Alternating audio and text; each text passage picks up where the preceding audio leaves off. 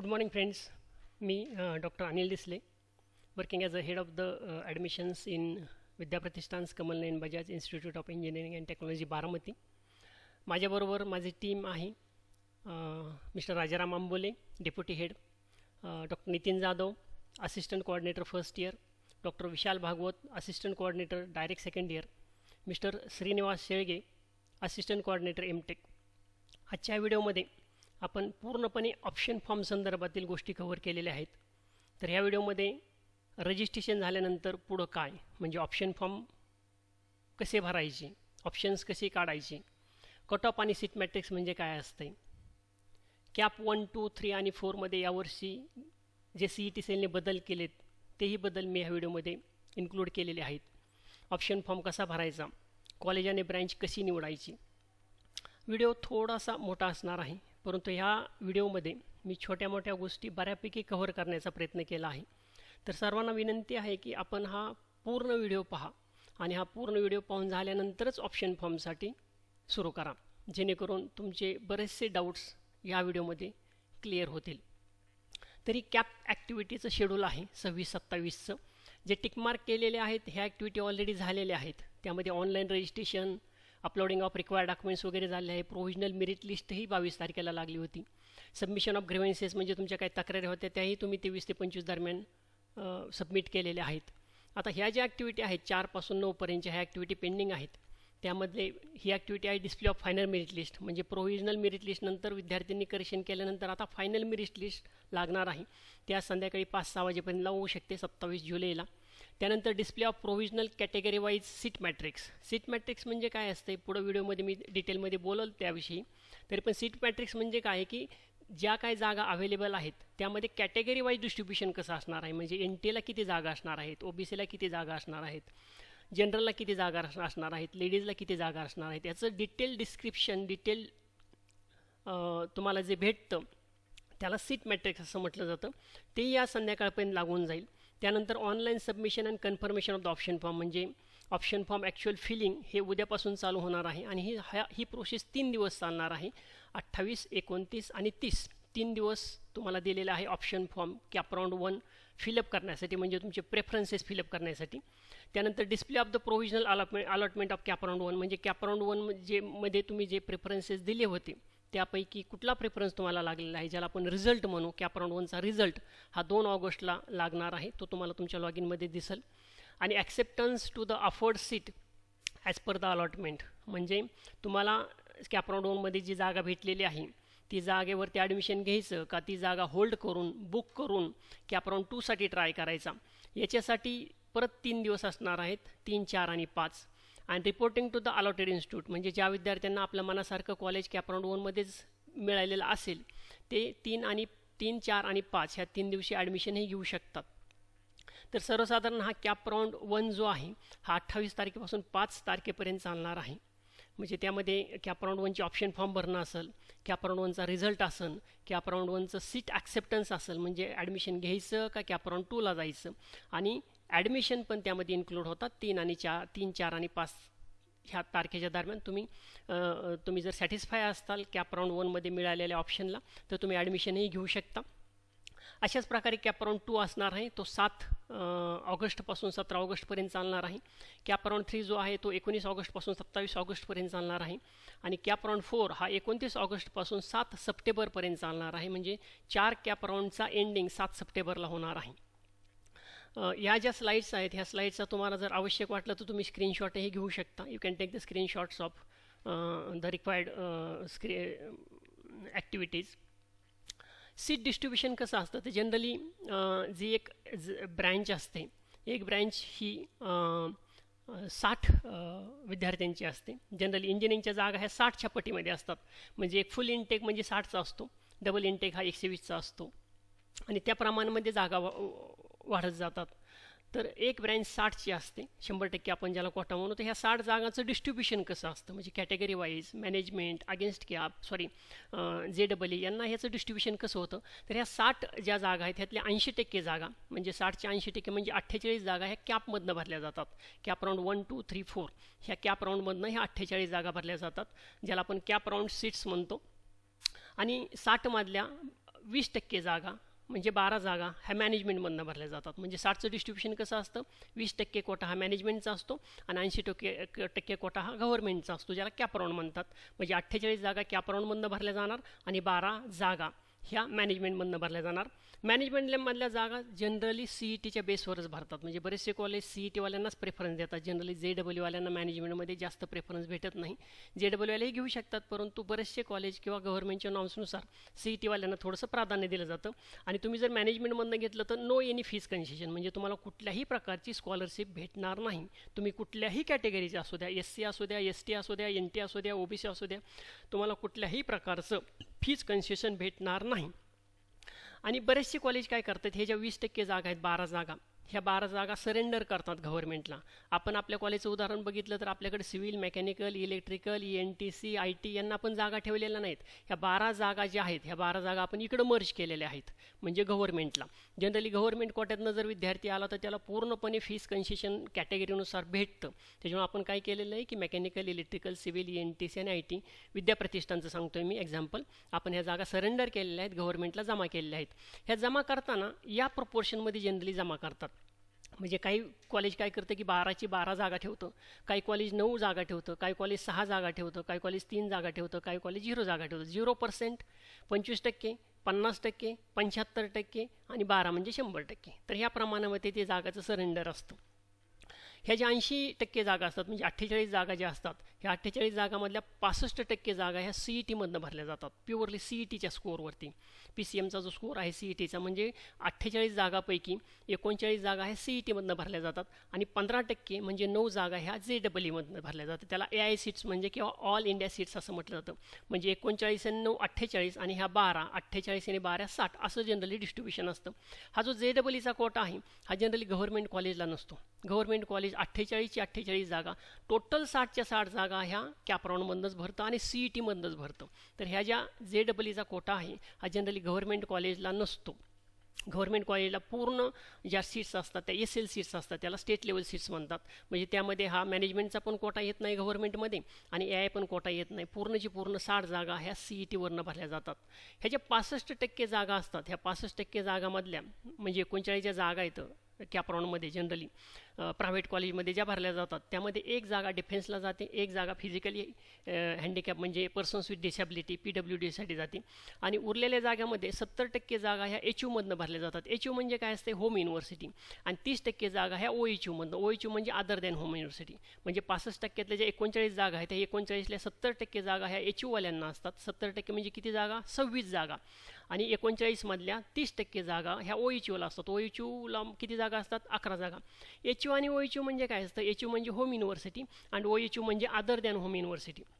आता हे काय असतं HU आणि OHU, जनरली आता आपण जर पुणे युनिव्हर्सिटी घेतली तर पुणे युनिव्हर्सिटीमध्ये 3 जिल्हे येतात. 3 जिल्ह्यामध्ये पुणे, नगर आणि नाशिक. म्हणजे आपण जर 12वी पुणे, अहिल्यानगर आणि नाशिक ह्या 3 जिल्ह्यातनं जर तुम्ही 12वी पास असाल तर पुणे युनिव्हर्सिटी ही तुमच्यासाठी होम युनिव्हर्सिटी असते, ज्याच्यासाठी 70% जागा असतात. आणि तुम्ही जर ह्या 3 जिल्ह्या व्यतिरिक्त जर तुम्ही 12वी केलेली असेल, दुसऱ्या समजा सांगलीतनं केली, सोलापूरमधनं केली, कोल्हापूरमधनं केली किंवा इकडे धुळे जळगावमधनं केली, ह्या 3 जिल्ह्या व्यतिरिक्त जर तुम्ही 12वी दुसऱ्या जिल्ह्यातनं केली असेल तर तुम्ही 30% जागेमध्ये येता.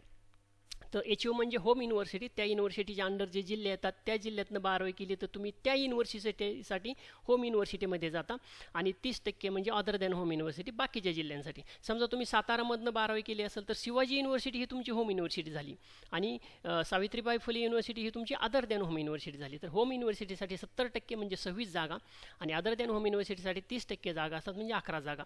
आता ह्या ज्या जागा असतात 70% आणि 30% ह्या गव्हर्नमेंट कॉलेजेसला नसतात. ह्या गव्हर्नमेंट कॉलेजमध्ये 70% 30% असं काही नसतं. गव्हर्नमेंट कॉलेजमध्ये डायरेक्ट 100% असतं, ज्याला SL सीट्स म्हणतात. म्हणजे गव्हर्नमेंट कॉलेजमध्ये AI कोटा पण नसतो, गव्हर्नमेंट कॉलेजमध्ये मॅनेजमेंट पण नसतं आणि गव्हर्नमेंट कॉलेजमध्ये HU OHU असं काही नसतं. सगळ्या जागा सगळ्यांसाठी खुल्या असतात. आणि हा 70% 30% कोटा हा ॲटॉनॉमस कॉलेजला पण नसतो. ॲटॉनॉमस कॉलेजमध्ये मॅनेजमेंट आणि JEE असतं. ॲटॉनॉमस कॉलेजमध्ये मॅनेजमेंट आणि JEEला कोटा असतो, फक्त HU आणि OHU नसतो. तर ॲटॉनॉमस कॉलेजमध्ये 70-30चा पॅटर्न नसतो. गव्हर्नमेंट कॉलेजमध्ये 70-30चा पॅटर्न नसतो. गव्हर्नमेंट कॉलेजमध्ये पूर्ण जागा ह्या SL म्हणजे स्टेट लेवल सीटने भरल्या जातात. तर फरक मी सांगितला, गव्हर्नमेंट जर कॉलेज असेल तर हे 100% जागा ओपन टू ऑल असतात. ॲटॉनॉमस कॉलेज असेल तर ॲटॉनॉमसमध्ये मॅनेजमेंट आणि JEE येतं, परंतु HU आणि OHU येत नाही. ह्या ज्या 26% जागा आहेत, ह्या 26 ज्या जागा आहेत म्हणजे 70% जागा, ह्या 70% जागातल्या 50% जागा ह्या कॅटेगरीला जातात. म्हणजे 26मधल्या 13 जागा ह्या कॅटेगरीला जातात आणि 13 जागा हे जनरलसाठी येतात. आणि ह्या 13 जागा कॅटेगरी वाईज म्हणजे त्यातल्या काही जागा SCला जातील, काही STला, मी पुढे सांगणार आहे त्याचं डिस्ट्रीब्युशन. आणि ह्या 50% जागा आहेत त्या जनरलला येतात. ह्या जनरलमधल्या पण 33% जागा ह्या लेडीजसाठी असतात. लेडीजला 33% रिझर्वेशन आहे. म्हणजे 13 जागातलं 4 जागा ह्या लेडीजसाठी जातात आणि 67% म्हणजे 9 जागा ह्या 13तल्या 67% म्हणजे 9 जागा हे जनरलसाठी असतात. म्हणजे जनरली तुम्ही एका ब्रँचला 60 विद्यार्थी जरी कन्सिडर केले तरी जनरलचं जर एक्झाम्पल घेतलं तर जनरलमध्ये डिस्ट्रीब्यूट होत त्या जागा 9पर्यंत येतात. म्हणजे जागा जरी 60 असतील तरी जनरल कॅटेगरीवाल्यांना त्यातल्या फक्त 9 जागाच अवेलेबल असतात. आणि जागा ह्या 60च्या जर 120 झाले तर प्रत्येक ठिकाणी डबल करायचं. For 120 intake make it double. म्हणजे 60च्या ऐवजी 120 झालं तर इथं पण डबल करा, 12चं 24 करा, इथं 48चं 96 करा, प्रत्येक ठिकाणी डबल करा. 120चं 240 झालं, प्रत्येक ठिकाणी 4 पट करा. तर हे जनरली सीट डिस्ट्रीब्युशन आहे की जागाचं डिस्ट्रीब्युशन कसं होतं. हे रिझर्वेशन डिटेल्स आहेत. रिझर्वेशन म्हणजे कॅटेगरी वाईज कसं डिस्ट्रीब्युशन असतं. तर कॅटेगरी वाईज जे डिस्ट्रीब्युशन असतं तर SC कॅटेगरीसाठी 13% कोटा असतो. 13% म्हणजे जनरली 5 ते 6 जागा ह्या SC कॅटेगरीवाल्याला जातात. 60चा इंटेक आपण पकडू, 60च्या इंटेकमधला 5 ते 6 जागा ह्या SC कॅटेगरीवाल्याला जातात. STवाल्यांना 7% म्हणजे 2 ते 3 जागा STवाल्याला जातात. FIJE NTA आपण ज्याला म्हणतो त्याला 3% जागा असतात म्हणजे 1 जागा त्याला जाते. NTB त्याला पण 2.5% म्हणजे 1 जागा त्याला जाते. NTCला 1 जागा जाते. हे फ्रॅक्शनमध्ये असतात. ऑन अँड ॲव्हरेज एक जागा असते. NT1ला 1 जागा, NTBला 1 जागा, NTCला 1 जागा, NTDला 1 जागा. पर्सेंटेज 2-2.5 असं असलं तरी ते फ्रॅक्शनमध्ये असल्यामुळे त्याचं राऊंड अप केलं की ते 1च्या आसपासच येतं. OBCसाठी 19% जागा असतात. 19% जागा म्हणजे 7 ते 8 जागा OBCसाठी असतात. ACBCसाठी 10% जागा असतात म्हणजे 4 ते 5 जागा ACBCसाठी असतात. तरी टोटल 60 जागाचं डिस्ट्रीब्युशन आहे. HUमधल्या ज्या टोटल मी सांगितले होते ना, ते HUमधल्या ज्या जागा आहेत टोटल HUमधल्या ह्या ज्या 26 जागा आहेत ह्या होम युनिव्हर्सिटीच्या 26 जागेचं डिस्ट्रीब्युशन जनरली अशा प्रकारचं होतं. ह्या अदर दॅन होम युनिव्हर्सिटीचं पण डिस्ट्रीब्युशन अशाच प्रकारे असतं, पण ते आणखीन फ्रॅक्शनमध्ये जातं कारण त्या जागाच खूप कमी आहेत. तर ह्या 26 जागेचं डिस्ट्रीब्युशन मी तुम्हाला सांगितलं की अशा प्रकारचं डिस्ट्रीब्युशन होतं. याच्या व्यतिरिक्त 10% हा ओव्हर अँड अभाव कोटा आहे म्हणजे ज्याला आपण EWS कोटा म्हणतो. त्यामध्ये 6 जागा येतात. 60च्या 10% म्हणजे 6 जागा ह्या एक्स्ट्रा जागा असतात. 60 प्लस आणि 5% ह्या TFWS असतात. TFWSबद्दल मी नंतर बोलल. TFWSसाठी 3 जागा असतात. म्हणजे टोटल एका ब्रँचचा intake 60 plus 6 EWS plus 3 TFWS म्हणजे एका ब्रँचला जरी 60चा इंटेक असेल तरी विद्यार्थी किती भरले जातात, 69 विद्यार्थी 69 विद्यार्थी भरले जातात. 60 रेग्युलरमधले, 6 EWSमधले, 3 TFWSमधले. आणि 60चं 120 झालं तर ह्या EWSच्या 6च्या 12 करायच्या, TFWSच्या 3च्या 6 करायच्या, त्या पट्टीमध्ये वाढवायचं. तर जनरली एक ब्रँच 60ची असते. 60 जागा प्लस 6 EWS ओव्हर अँड अभाव आणि 3 जागा TFWS अशा 69. एका ब्रँचला मॅक्सिमम 69 विद्यार्थी ॲडमिशन घेऊ शकतात. हे डॉक्युमेंट्स रिक्वायर्ड आहेत. ॲडमिशनसाठी डॉक्युमेंट्स रिक्वायर्ड काय हे तुम्हाला ऑलरेडी तुम्ही रजिस्ट्रेशन केलेलं आहे. फक्त ही स्लाईड दाखवण्याचा उद्देश हा की हे ज्या सगळे ज्या तुमच्याकडं सध्या ओरिजिनल डॉक्युमेंट्स आहेत, ॲडमिशन घेतल्यानंतर हे सर्व ओरिजिनल डॉक्युमेंट्स कॉलेजकडे जमा करावे लागतात आणि त्यानंतर स्कॉलरशिपला लागतील डॉक्युमेंट, आणखी वेगवेगळ्या प्रायव्हेट स्कॉलरशिपसाठी डॉक्युमेंट लागतात. त्यामुळे सगळ्यांना विनंती आहे की हे जे डॉक्युमेंट्स आहेत ह्या प्रत्येकाच्या 10 झेरॉक्स तुम्ही काढून ठेवा. आय रिपीट, ॲडमिशनला एवढ्या लागत नाहीत, 3 ते 4मध्ये ॲडमिशन होतो, पण एक्स्ट्रा कॉपीज कशासाठी, कारण की हेच पूर्ण डॉक्युमेंट जिथं ॲडमिशन होतं ते कॉलेज ओरिजिनल डॉक्युमेंट जमा करून घेतो आणि ते जवळजवळ 1 वर्ष तुम्हाला ते ओरिजिनल डॉक्युमेंट देत नाही. त्यामुळे तुमच्याकडे एक्स्ट्राचे झेरॉक्स असणं खूप फायदेशीर ठरतं. त्याचबरोबर ह्या सगळ्या डॉक्युमेंटच्या स्कॅन म्हणजे PDF तयार करून ठेवा. सेपरेट PDF तयार करा. 10वीची PDF सेपरेट, 12वीची PDF separate, caste validity, non criminal सगळ्यांच्या PDF तयार करून ठेवा आणि या PDF तुमच्या ईमेलवरती टाका, तुमच्या व्हॉट्सॲपवरती टाका, जेणेकरून फ्युचरमध्ये तुम्हाला जर त्याची झेरॉक्स लागली कुठं तर तुम्हाला डायरेक्ट त्या ईमेलवरनं घेऊन त्याची प्रिंटआउट वगैरे मारता येईल, तुम्हाला घेता येईल. जे तुमचे ओरिजिनल डॉक्युमेंट आहेत त्यासाठी सेपरेट फोल्डर फाईल तयार करा. तुमचा एक सेपरेट कॉन्टॅक्ट नंबर असावा, तुमचा एक ऑफिशियल ईमेल ॲड्रेस असावा, कारण इंजिनिअरिंग ही प्रोफेशनल कोर्स आहे. पुढं 4 वर्षासाठी तुम्हाला एक कॉन्टॅक्ट नंबर लागणार आहे, तुम्हाला एक तुमचा ईमेल ID लागणार आहे आणि ॲटेस्टेशनची गरज नसते. आता ॲटेस्टेशनचा जो सही शिक्का असतो त्याची काही आवश्यकता नसते, ॲटेस्टेशन गरजेचं नाही, फक्त प्लेन झेरॉक्स असतील तर सफिशियंट आहे.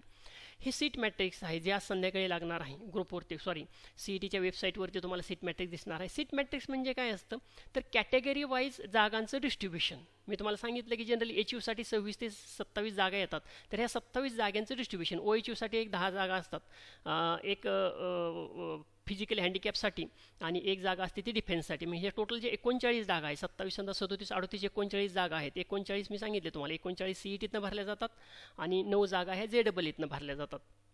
असे हे जे डिस्ट्रीब्युशन तुम्हाला सांगितलं होतं, हे 39 जागा ह्या सी ई टीतनं भरल्या जातात, ह्या 39 जागा सी ई टीतनं, 9 जागा JEE. तर हे 39 जागेपैकी ह्या 26 ते 27 जागा एच यूच्या असतात आणि 11 जागा ओ एच यूच्या असतात. तर ह्या 26 जागांचं कॅटेगरी वाईज डिस्ट्रीब्युशन त्याला आपण सीट मॅट्रिक्स म्हणतो. तर हे 26 ते 27 जागा असतात. तर हे होम युनिव्हर्सिटीसाठी, मी एका कॉलेजचं एक्झाम्पल म्हणून घेतलेलं आहे इथं, त्याचा कॉलेजचा हा कोड आहे. ही इन्फॉर्मेशन टेक्नॉलॉजी नावाची ब्रँच आहे त्यांची. हा SI म्हणजे सँक्शन इनटेक. त्यांच्याकडे किती विद्यार्थ्यांची संख्या आहे त्या ब्रँचला तर 60ची आहे. 60मध्ये हे 39 सी ई टीतनं भरल्या जातात, 9 जागा JEEतनं भरल्या जातात आणि 12 जागा मॅनेजमेंटच्या असतात. ह्या मॅनेजमेंटला आणि JEEला कॅटेगरी नसतं. I repeat, all India quota आहे ना जो JEEतनं भरला जातो तो कॅटेगरी वाईज भरला जात नाही. फीच कॅटेगरी वाईज असते पण कोठा भरताना कॅटेगरी वाईज नसतो. तर हा जो 39 जागा आहे ह्याला कॅटेगरी नसते, ह्या 12 जागाला पण कॅटेगरी नसते. ह्या 9 जागांना कॅटेगरी वाईज ॲडमिशन होत नाही पण फीच कॅटेगरीची बसते. ह्या 12 जागाला कॅटेगरीज ॲडमिशन होत नाही परंतु फीस पण ओपनचीच लागते. तर हे 39 जागाचं जे डिस्ट्रीब्युशन आहे ते असं, म्हणजे ओपनमध्ये जनरलला किती जागा आहेत, ओपनमध्ये लेडीजला किती जागा आहेत, SCमध्ये जनरलला किती जागा आहेत, लेडीजला किती जागा आहेत. लेडीज जनरलची जागा घेऊ शकते, लेडीज ही जनरलची जागा घेऊ शकते. तर जनरलसाठी आणि लेडीजसाठी STला, व्हिजेला, NTला हे जे डिस्ट्रीब्युशन आहे या 26-27 जागांचे ह्याला सीट मॅट्रिक्स म्हटलं जातं. अंडर ऑल इंडिया म्हणजे JEE आणि इन्स्टिट्यूट लेवलमध्ये ऑल आर इन ओपन, सगळे ओपनमध्ये कन्सिडर केले जातात.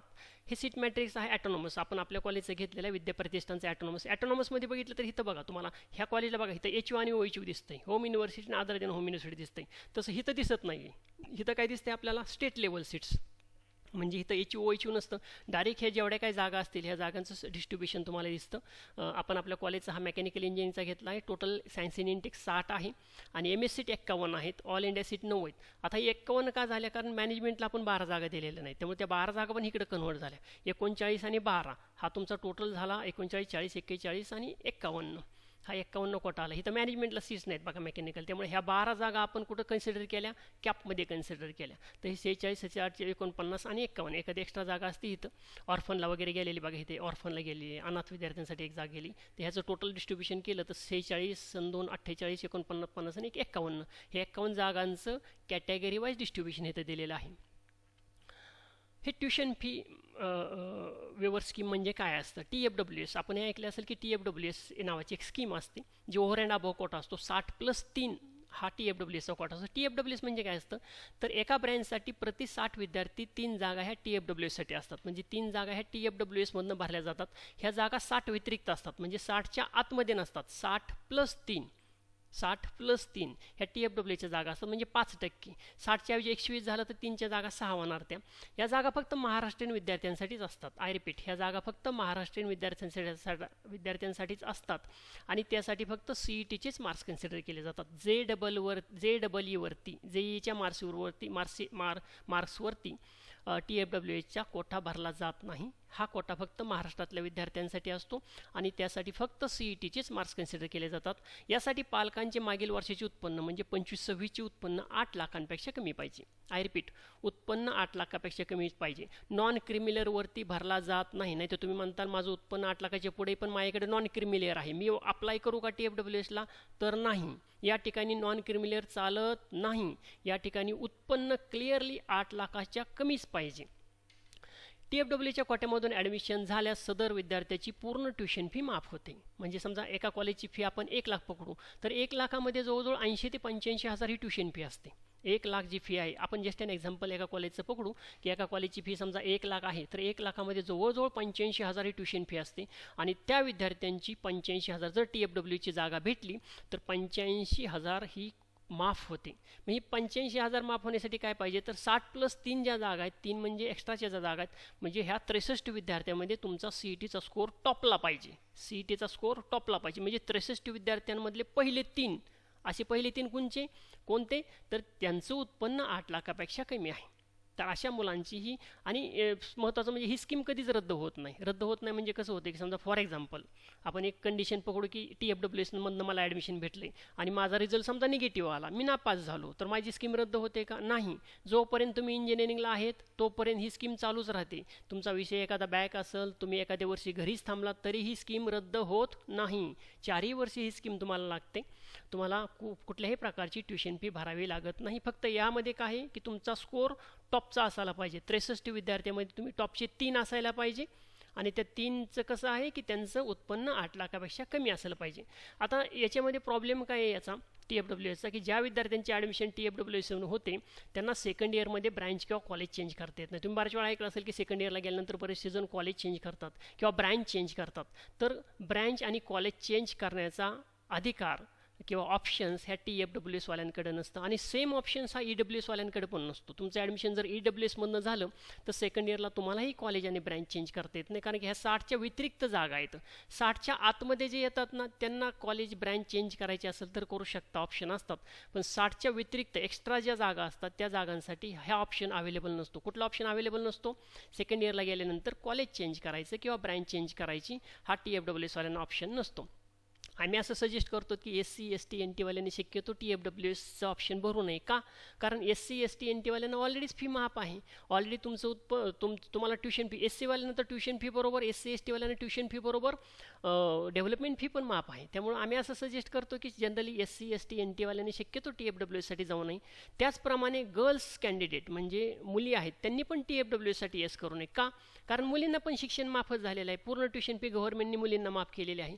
तुम्ही जर TFWSला नो केलं तर एखादा गरीब घरचा विद्यार्थी मुलगा, एखाद्या गरीब कुटुंबातला मुलाला ती जागा भेटू शकते आणि त्याची फी माफ होईल. कारण की सगळ्या मुलींना ट्युशन फी माफ झालेली आहे. त्यामुळे शक्यतो मुलींनी ट्युशन फी किंवा TFWSसाठी येस करू नये. SC ST आणि NT वाल्यांनाही माझी रिक्वेस्ट आहे की तुम्ही पण त्याला शक्यतो येस करू नका किंवा ते ऑप्शन्स टाकू नका, जेणेकरून एखाद्या गरीब घरच्या विद्यार्थ्याला त्याची फी माफ होऊन त्याला त्याचा बेनिफिट भेटू शकतो. फर्स्ट इयर ॲडमिशनचा इंटेक ह्या ठिकाणी मी तुम्हाला दाखवलेला. मागच्या वर्षीचा इंटेक आहे ॲक्च्युली 25-26चा. या वर्षीचा इंटेक अद्याप वेबसाईटवरती अवेलेबल नाही आहे. 25-26चा ही मागच्या वर्षीची इंजिनिअरिंगची संख्या होती 372 महाराष्ट्रातील एकूण इंजिनिअरिंगची संख्या मागच्या वर्षीची 372 आहे. एकूण उपलब्ध जागा ह्या मागच्या वर्षीच्या आहेत 1,77,985 एवढ्या जागा मागच्या वर्षी होत्या. 25-26ला जे ॲक्च्युअल CET जेवढ्या विद्यार्थ्यांनी, ज्या विद्यार्थ्यांनी CET दिली होती, CETच्या एक्झामला अपेअर झाले होते, यांची संख्या 4,22,663 होती मागच्या वर्षीची. आणि या वर्षीची जी विद्यार्थी संख्या आहे, यावर्षीची जी विद्यार्थी संख्या आहे ती आहे 4,54,069. म्हणजे 25-26ला 4,22,000 होती, 26-27ला 4,54,000 आहे. म्हणजे सर्वसाधारण यावर्षी 26-27ला मी सांगतो CETला सुमारे 30,000 विद्यार्थी जास्त आहेत. यावर्षी मार्केटमध्ये किंवा CET एक्झाम दिलेल्यांची संख्या 30,000 एवढ्या प्रमाणात वाढलेली आहे. सुमारे 30,000 अधिक विद्यार्थी यावर्षी CET एक्झामला अपेअर झाले होते. त्यामुळे मेरिटमध्ये थोडासा बदल होऊ शकतो, थोडंसं किंचितचं मेरिट ह्यावर्षी वाढण्याची शक्यता आहे. तसंच यावर्षी CETच्या 2 अटेम्प्ट झालेले आहेत. म्हणजे पहिल्या अटेम्प्टमध्ये ज्या विद्यार्थ्यांना थोडासा परफॉर्मन्स वीक जाणवला होता त्यांनी सेकंड अटेम्प्टमध्ये चांगला परफॉर्मन्स दिला. म्हणजे 2 अटेम्प्ट पण झाले CETचे आणि 30,000 विद्यार्थी पण यावर्षी मार्केटमध्ये जास्त आहेत इंजिनिअरिंगचे. त्यामुळे थोडासा कट ऑफ यावर्षी वाढण्याचे चान्सेस नाकारता येत नाहीत. यावर्षी ॲडमिशनच्या एकूण फेऱ्या 4 आहेत. मागच्या वर्षी पण 4 होत्या, त्याच्या आधी 3 असायच्या, पण मागच्या वर्षीपासून ॲडमिशनच्या फेऱ्या वाढवलेल्या आहेत. आता ॲडमिशनचे कॅप राऊंड 1, 2, 3, 4 असे 4 राऊंड असणार आहेत. विद्यार्थी कमीत कमी 1 आणि जास्तीत जास्त 300 ऑप्शन टाकू शकतात. म्हणजे विद्यार्थ्यांना कमीत कमी विद्यार्थी 1 ऑप्शन टाकू शकतो आणि जास्तीत जास्त 300. म्हणजे तुमच्याकडं मॅक्सिमम 300 ऑप्शन्स अवेलेबल आहेत. एका कॉलेजची 1 ब्रँच म्हणजे 1 ऑप्शन, लक्षात घ्या.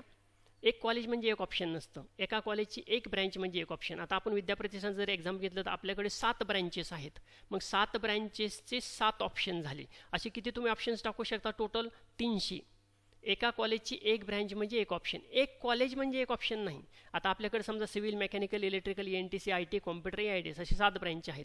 मग आपले 7चे ऑप्शन टाकले तर तुमचे 7 ऑप्शन गेले. म्हणजे VPचे तुम्ही 7 ब्रँचेस टाकले की 7 ऑप्शन गेले. असे तुम्ही मॅक्सिमम किती ऑप्शन टाकू शकता? 300 ऑप्शन टाकू शकता, कमीत कमी एक आणि जास्तीत जास्त 300. एका कॉलेजची एक ब्रँच म्हणजे एक ऑप्शन, असे तुम्ही मॅक्सिमम 300 ऑप्शन्स टाकू शकता.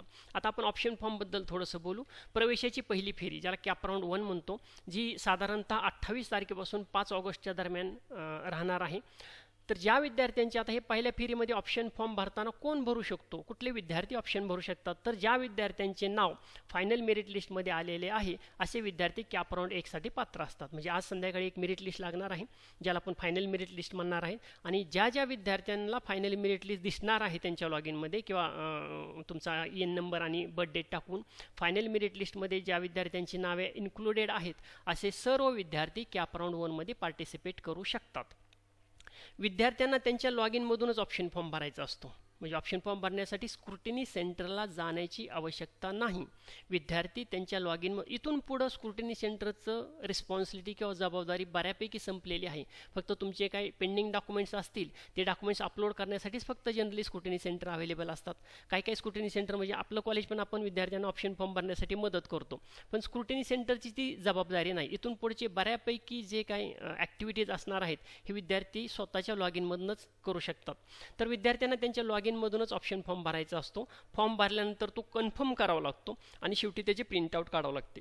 एक लक्षात ठेवा, इथून पुढच्या कुठल्याही ॲक्टिव्हिटीला प्रिंटआउटपर्यंत तुम्हाला जायचं आहे. प्रिंटआउट निघली तर समजायची ती ॲक्टिव्हिटी कंप्लीट झाली. जोपर्यंत प्रिंटआउट निघत नाही तोपर्यंत ती ॲक्टिव्हिटी कंप्लीट होत नाही. म्हणजे ऑप्शन फॉर्म भरताना पण त्याच्या 3-4 स्टेप्स आहेत, मी पुढे सांगेल तुम्हाला.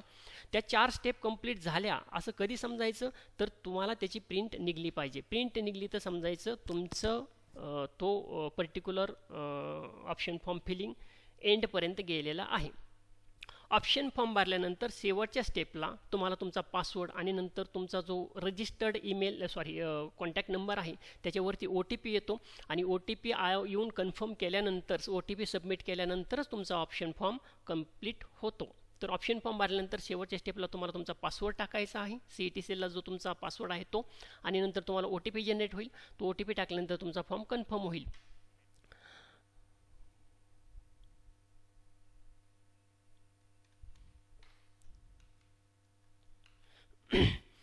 सर्वात महत्त्वाचं म्हणजे एकदा कन्फर्म केलेला ऑप्शन फॉर्म विद्यार्थ्याला कुठल्याही परिस्थितीत बदलता येणार नाही.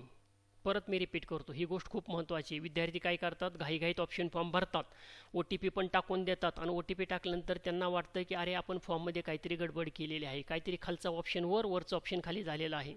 आय रिपीट, ही गोष्ट खूप महत्त्वाची आहे. काय सांगितलं मी, एकदा कन्फर्म केलेला ऑप्शन फॉर्म विद्यार्थ्याला कुठल्याही परिस्थितीमध्ये बदलता येणार नाही. एकदा ऑप्शन फॉर्म तुमचा झाला की तो ऑप्शन फॉर्म तुम्हाला कुठल्याही परिस्थितीत बदलता येणार नाही. इव्हन स्क्रुटिनी सेंटरलाही तो अधिकार नाही. म्हणजे तुम्ही आमच्याकडे आलात एखाद्या इंजिनिअरिंग कॉलेजला म्हणलात की सर माझा ऑप्शन फॉर्म कन्फर्म झाला, मला थोडे चेंजेस करायचे होते, नाही, कुठल्याही परिस्थितीत तो ऑप्शन फॉर्म चेंज करता येत नाही. त्यामुळं कॅप राऊंडचा ऑप्शन फॉर्म भरताना खूप काळजीपूर्वक भरावा लागतो. प्रवेशाची पहिली फेरी खूप महत्त्वाची असते. म्हणजे ऑप्शन फॉर्म जरी कॅप राऊंड जरी 4 कॅप राऊंड असतील तरी 4 कॅप राऊंडमध्ये कॅप राऊंड 1, 2, 3, 4 ह्या 4ही कॅप राऊंडमध्ये सगळ्यात महत्त्वाचा कॅप राऊंड असतो तो म्हणजे कॅप राऊंड 1, प्रवेशाची पहिली फेरी. का? कारण कॅप राऊंड 1 मध्ये सगळ्या कॉलेजेसचे 100% सीट्स तुमच्याकडे अवेलेबल असतात. आय रिपीट, कॅप राऊंड जरी 4 असतील तरी सर्वात जास्त महत्त्वाचा कॅप राऊंड कुठला आहे, कॅप राऊंड 1. त्यामुळे कॅप राऊंड 1 भरताना कधीही घाई गडबड नाही करायची.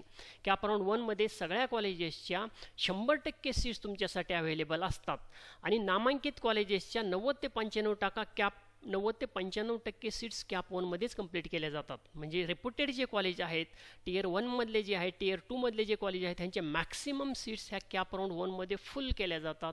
कॅप राऊंड 2 आणि कॅप राऊंड 3 साठी हार्डली 3 ते 5% जागा अवेलेबल राहतात. जनरली विद्यार्थ्याचे गैरसमज असतात की कॅप राऊंड 2, 3, 4ला मेरिट खाली येतं. असं काही होत नाही. जनरली विद्यार्थ्यांना काय वाटतं की CAP round 2, CAP round 3, CAP round 4ला मेरिट कमी येतं. असं होत नाही. विद्यार्थ्यांची संख्या लिमिटेड आहे, कॉलेजेसची संख्या लिमिटेड आहे. त्यामुळे कुठल्याही परिस्थितीमध्ये CAP round 2, CAP round 3, CAP round 4ला मेरिट खाली येणार नाही. बरेच विद्यार्थ्यांना वाटतं की कॅप राऊंड 1 भरू असा तसा, कॅप राऊंड 2ला मेरिट खाली आल्यानंतर आपण थोडंसं बघू कॅप, असं होत नाही. आपल्याच कॉलेजचं उदाहरण घ्यायचं म्हणलं तर कॅप राऊंड 1चं आपलं जे इलेक्ट्रिकलचं मेरिट 78-79 आसपास होतं ते कॅप राऊंड 3ला मागच्या वर्षी 92 पर्यंत गेलं होतं. म्हणजे 78-80चं मेरिट कॅप राऊंड 3-4 पर्यंत 92 पर्यंत गेलं होतं. त्यामुळं कॅप राऊंड 1 हा खूप महत्त्वाचा ऑप्शन राऊंड आहे, प्रेफरन्स राऊंड आहे. आणि कॅप राऊंड 1मध्ये तुम्हाला जागा भेटायलाच पाहिजे. कॅप राऊंड 1मध्ये तुम्हाला कुठली ना कुठली तरी जागा भेटायलाच पाहिजे, कारण की रेप्युटेड जसं मी सांगितलं की मॅक्सिमम कॉलेजच्या मॅक्सिमम जागा ह्या कॅप राऊंड 1मध्येच भरल्या जातात. पहिला प्रेफरन्स अनिवार्य, म्हणजे ज्याला आपण कंपल्सरी ऑप्शन म्हणतो, ऑटो फ्रीज, ज्याला ऑटो फ्रीज म्हटलं जातं. पहिला प्रेफरन्स अनिवार्य. तुम्ही समजा असे ऑप्शन्स टाकले कॅप राऊंड 1मध्ये, फॉर एक्झाम्पल तुम्ही समजा एक 10 ऑप्शन्स टाकले, जस्ट एन एक्झाम्पल, तुम्ही किती ऑप्शन टाकले, 10 ऑप्शन टाकले. तर या 10 ऑप्शनमध्ये पहिला जो ऑप्शन असतो हा पहिला ऑप्शन कंपल्सरी असतो.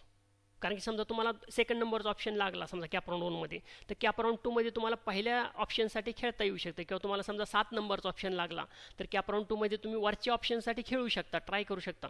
पण 1 नंबरचा लागला तर 1 नंबरच्या वर काहीच नाही आहे. त्याच्यामुळं CET सेलने काय केलेलं आहे की पहिला प्रेफरन्स हा कंपल्सरी ठेवलेला आहे, की पहिला प्रेफरन्स जर तुम्हाला लागला तर तुमचं सीट ऑटो फ्रीज होणार, म्हणजे तुम्हाला ते सीट घ्यावंच लागणार. विद्यार्थ्याला जर त्याच्या पहिल्या प्रेफरन्सचे क्रमांकाचे ऑप्शन मिळाले तर ते ऑप्शन ऑटो फ्रीज होईल, म्हणजे तुम्हाला काहीच करायची गरज नाही, ते ऑटोमॅटिकच कॉम्प्युटर त्याला फ्रीज करून टाकल आणि तुम्हाला पुढच्या राऊंडमध्ये पार्टिसिपेट करता येणार नाही. विद्यार्थ्याला जर त्याच्या पहिल्या प्रेफरन्सचे ऑप्शन मिळाले तर ऑप्शन ऑटो फ्रीज होईल आणि अशा विद्यार्थ्यांना पुढील कॅप राऊंडमध्ये सहभागी होता येणार नाही, म्हणजे कॅप राऊंड 2, 3, 4 घेता येणार नाही.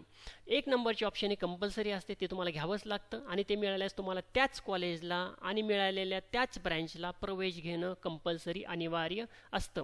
1 नंबरचे ऑप्शन मिळालेल्या सर्व विद्यार्थ्यांनी आपल्या लॉगिनमधून 1000 रुपये सीट ॲक्सेप्टन्स फीज असते. म्हणजे तुम्हाला 1 नंबरचं ऑप्शन लागलं की ते ऑटो फ्रीज ऑटोमॅटिक होतं. तुम्हाला तुमच्या लॉगिनमध्ये जाऊन 1000 रुपये ऑनलाईन भरायचे असतात, ज्याला सीट ॲक्सेप्टन्स फीज म्हणतो. आणि ते सीट ॲक्सेप्टन्स फीज तुम्ही credit card, debit card, internet banking किंवा QR कोड येतात, QR कोडवरनं ती पैसे भरायचे असतात. आणि त्यानंतर दिलेल्या कालावधीत, म्हणजे जो कालावधी आहे 28 ते 30 नंतर जो कालावधी दिलेला आहे सीट ॲक्सेप्टन्स करून कॉलेजला ॲडमिशन घ्यायचा, तर त्या दिलेल्या कालावधीत सदर कॉलेजला जाऊन ॲडमिशन कन्फर्म करणे अनिवार्य आहे. तसं न केल्यास ॲडमिशन प्रोसेसच्या बाहेर. तुम्ही समजा त्या कालावधी तुम्हाला समजा 1 नंबरचं ऑप्शन लागलेलं आहे आणि 1 नंबरचं ऑप्शन लागल्यानंतर दिलेल्या कालावधीमध्ये, मग सर्वसाधारण 3 तारखेपासून 5 तारखेपर्यंत काहीतरी डेट आहे त्याची ॲडमिशन घेण्याची, त्या कालावधीमध्ये जर तुम्ही त्या कॉलेजला जाऊन ॲडमिशन नाही घेतलं तर तुम्ही ॲडमिशन फेरीच्या बाहेर फेकले जातात आणि तुम्हाला कॅप राऊंड 2 आणि 3, 4 याच्यामध्ये पार्टिसिपेट करता येत नाही. फ्रीज किंवा नॉट फ्रीज, त्याला बेटरमेंट म्हणतो. समजा फ्रीज म्हणजे कसं की पहिल्या क्रमांकाचं ऑप्शन लागलं तर ते ऑटो फ्रीज होणार आहे, तुम्हाला कॅप राऊंड 2मध्ये जाता येणार नाही. विद्यार्थ्याला जर पहिल्या नंबरच्या व्यतिरिक्त, समजा आपण पहिल्या नंबरच्या व्यतिरिक्त तुम्हाला एखादं ऑप्शन लागलं की तुम्ही 10 ऑप्शन्स टाकलेले आहेत, तुम्हाला समजा 4 नंबरचं ऑप्शन लागलं. विद्यार्थ्याला जर पहिल्या नंबरच्या व्यतिरिक्त ऑप्शन मिळाले आणि विद्यार्थी जर समाधानी असेल की मला 4 नंबरचं ऑप्शन लागले पण ते पण खूप छान कॉलेज आहे, विद्यार्थी जर समाधानी असेल तर तो विद्यार्थी आपल्या लॉगिनमधून सदरचे ऑप्शन सेल्फ फ्रीज करू शकतो. आता ही ऑटो फ्रीज आणि सेल्फ फ्रीज ह्याच्यामध्ये फरक काय आहे? पहिलं ऑप्शन लागलं तर ते ऑटो फ्रीज होणार, कॉम्प्युटर स्वतः करणार ऑटो फ्रीज. आणि 4 नंबरचं ऑप्शन लागलं तुम्हाला जर म्हणायचं आहे की नाही आता मला कॅप राऊंड 2 आणि 3 आणि 4 साठी जायचं नाही, मला त्या कॉलेजला 4 नंबरचं जे कॉलेज लागलेलं आहे त्या कॉलेजला मला ॲडमिशन घेऊन टाकायचं आहे, मला त्या कॉलेजला जायला काही हरकत नाही, तर तुम्हाला तुमच्या लॉगिनमधनं वेगळा ऑप्शन आहे, त्याला काय म्हटलेलं आहे? सेल्फ फ्रीज, म्हणजे स्वतःहून फ्रीज करणं. फ्रीज म्हणजे कन्फर्म, एवढं लक्षात ठेवा. फ्रीज म्हणजे कन्फर्म की 1 नंबरचं ऑप्शन लागलं तर कॉम्प्युटर स्वतः फ्रीज करणार आहे, पण 1 नंबरच्या व्यतिरिक्त समजा 2 नंबरचा लागलं आणि तुम्हाला वाटतं की नको आता 1 नंबरसाठी ट्राय करायची काय आवश्यकता नाही आहे, 2 नंबरचं ऑप्शन पण माझ्यासाठी छान आहे, मला ॲडमिशन घेऊन टाकायचं आहे, मग अशा केसमध्ये तुम्ही काय करू शकता? स्वतःच्या लॉगिनमधनं त्याला काय करायचं आहे? सेल्फ फ्रीज करायचं आहे. त्यानंतर अशा विद्यार्थ्यांनी 1000 रुपये भरायचे, ॲक्सेप्टन्स फीज असते 1000 रुपये भरायची आणि ऑनलाईन पद्धतीने सदरच्या कॉलेजला दिलेल्या कालावधीमध्ये जाऊन ॲडमिशन घ्यायचं. सेल्फ फ्रीज हा ऑप्शन निवडलेले विद्यार्थी पुढच्या राऊंडसाठी जाऊ शकत नाहीत. ऑटो फ्रीज झालं तरी तुम्हाला पुढच्या राऊंडमध्ये जाता येणार नाही. आणि स्वतःहून फ्रीज केलं, ज्याला सेल्फ फ्रीज म्हणतो, सेल्फ फ्रीज जरी केलं तरी तुम्हाला परत कॅप राऊंड 2, 3, 4 खेळता येणार नाही. दुसरा जो ऑप्शन आहे, आत्तापर्यंत आपण 2 ऑप्शन पाहिले. एक पाहिला ऑटो फ्रीज, ऑटो फ्रीज म्हणजे पहिलं ऑप्शन. दुसरा पाहिला सेल्फ फ्रीज, म्हणजे पहिल्या ऑप्शन व्यतिरिक्त लागलेलं आहे तिसरं चौथं कुठलं तरी तुम्ही स्वतःहून त्याला फ्रीज केलेलं आहे, त्याला म्हणायचं सेल्फ फ्रीज. ऑटो फ्रीज आणि सेल्फ फ्रीजवाल्या विद्यार्थ्यांनी कॅपराऊंड वनमध्ये ॲडमिशन घ्यावंच लागतं, कारण तुम्ही फ्रीज केलेलं आहे. फ्रीज म्हणजे कन्फर्म केलेलं आहे. आता त्यामध्ये दुसरं एक ऑप्शन असतं की त्याला नॉट फ्रीज किंवा ज्याला बेटरमेंट म्हणतो, की आपण म्हणतो ना की कॅपराऊंड वनमधलं सीट बुक करायचं आणि कॅपराऊंड टूसाठी खेळायचं. तर नॉट फ्रीज किंवा त्याला काय ऑप्शन आहे, नॉट फ्रीज किंवा बेटरमेंट. त्याला बेटरमेंट किंवा कॉम्प्युटरमध्ये ते दिसतं आणि नॉट फ्रीज असं दिसतं. पहिल्या क्रमांकाच्या व्यतिरिक्त, म्हणजे एक तुम्ही 10 ऑप्शन टाकले तर एक नंबरचं नाही लागलं तुम्हाला, समजा 2 3 4 5 असं एक नंबर व्यतिरिक्त ऑप्शन लागलेला आहे.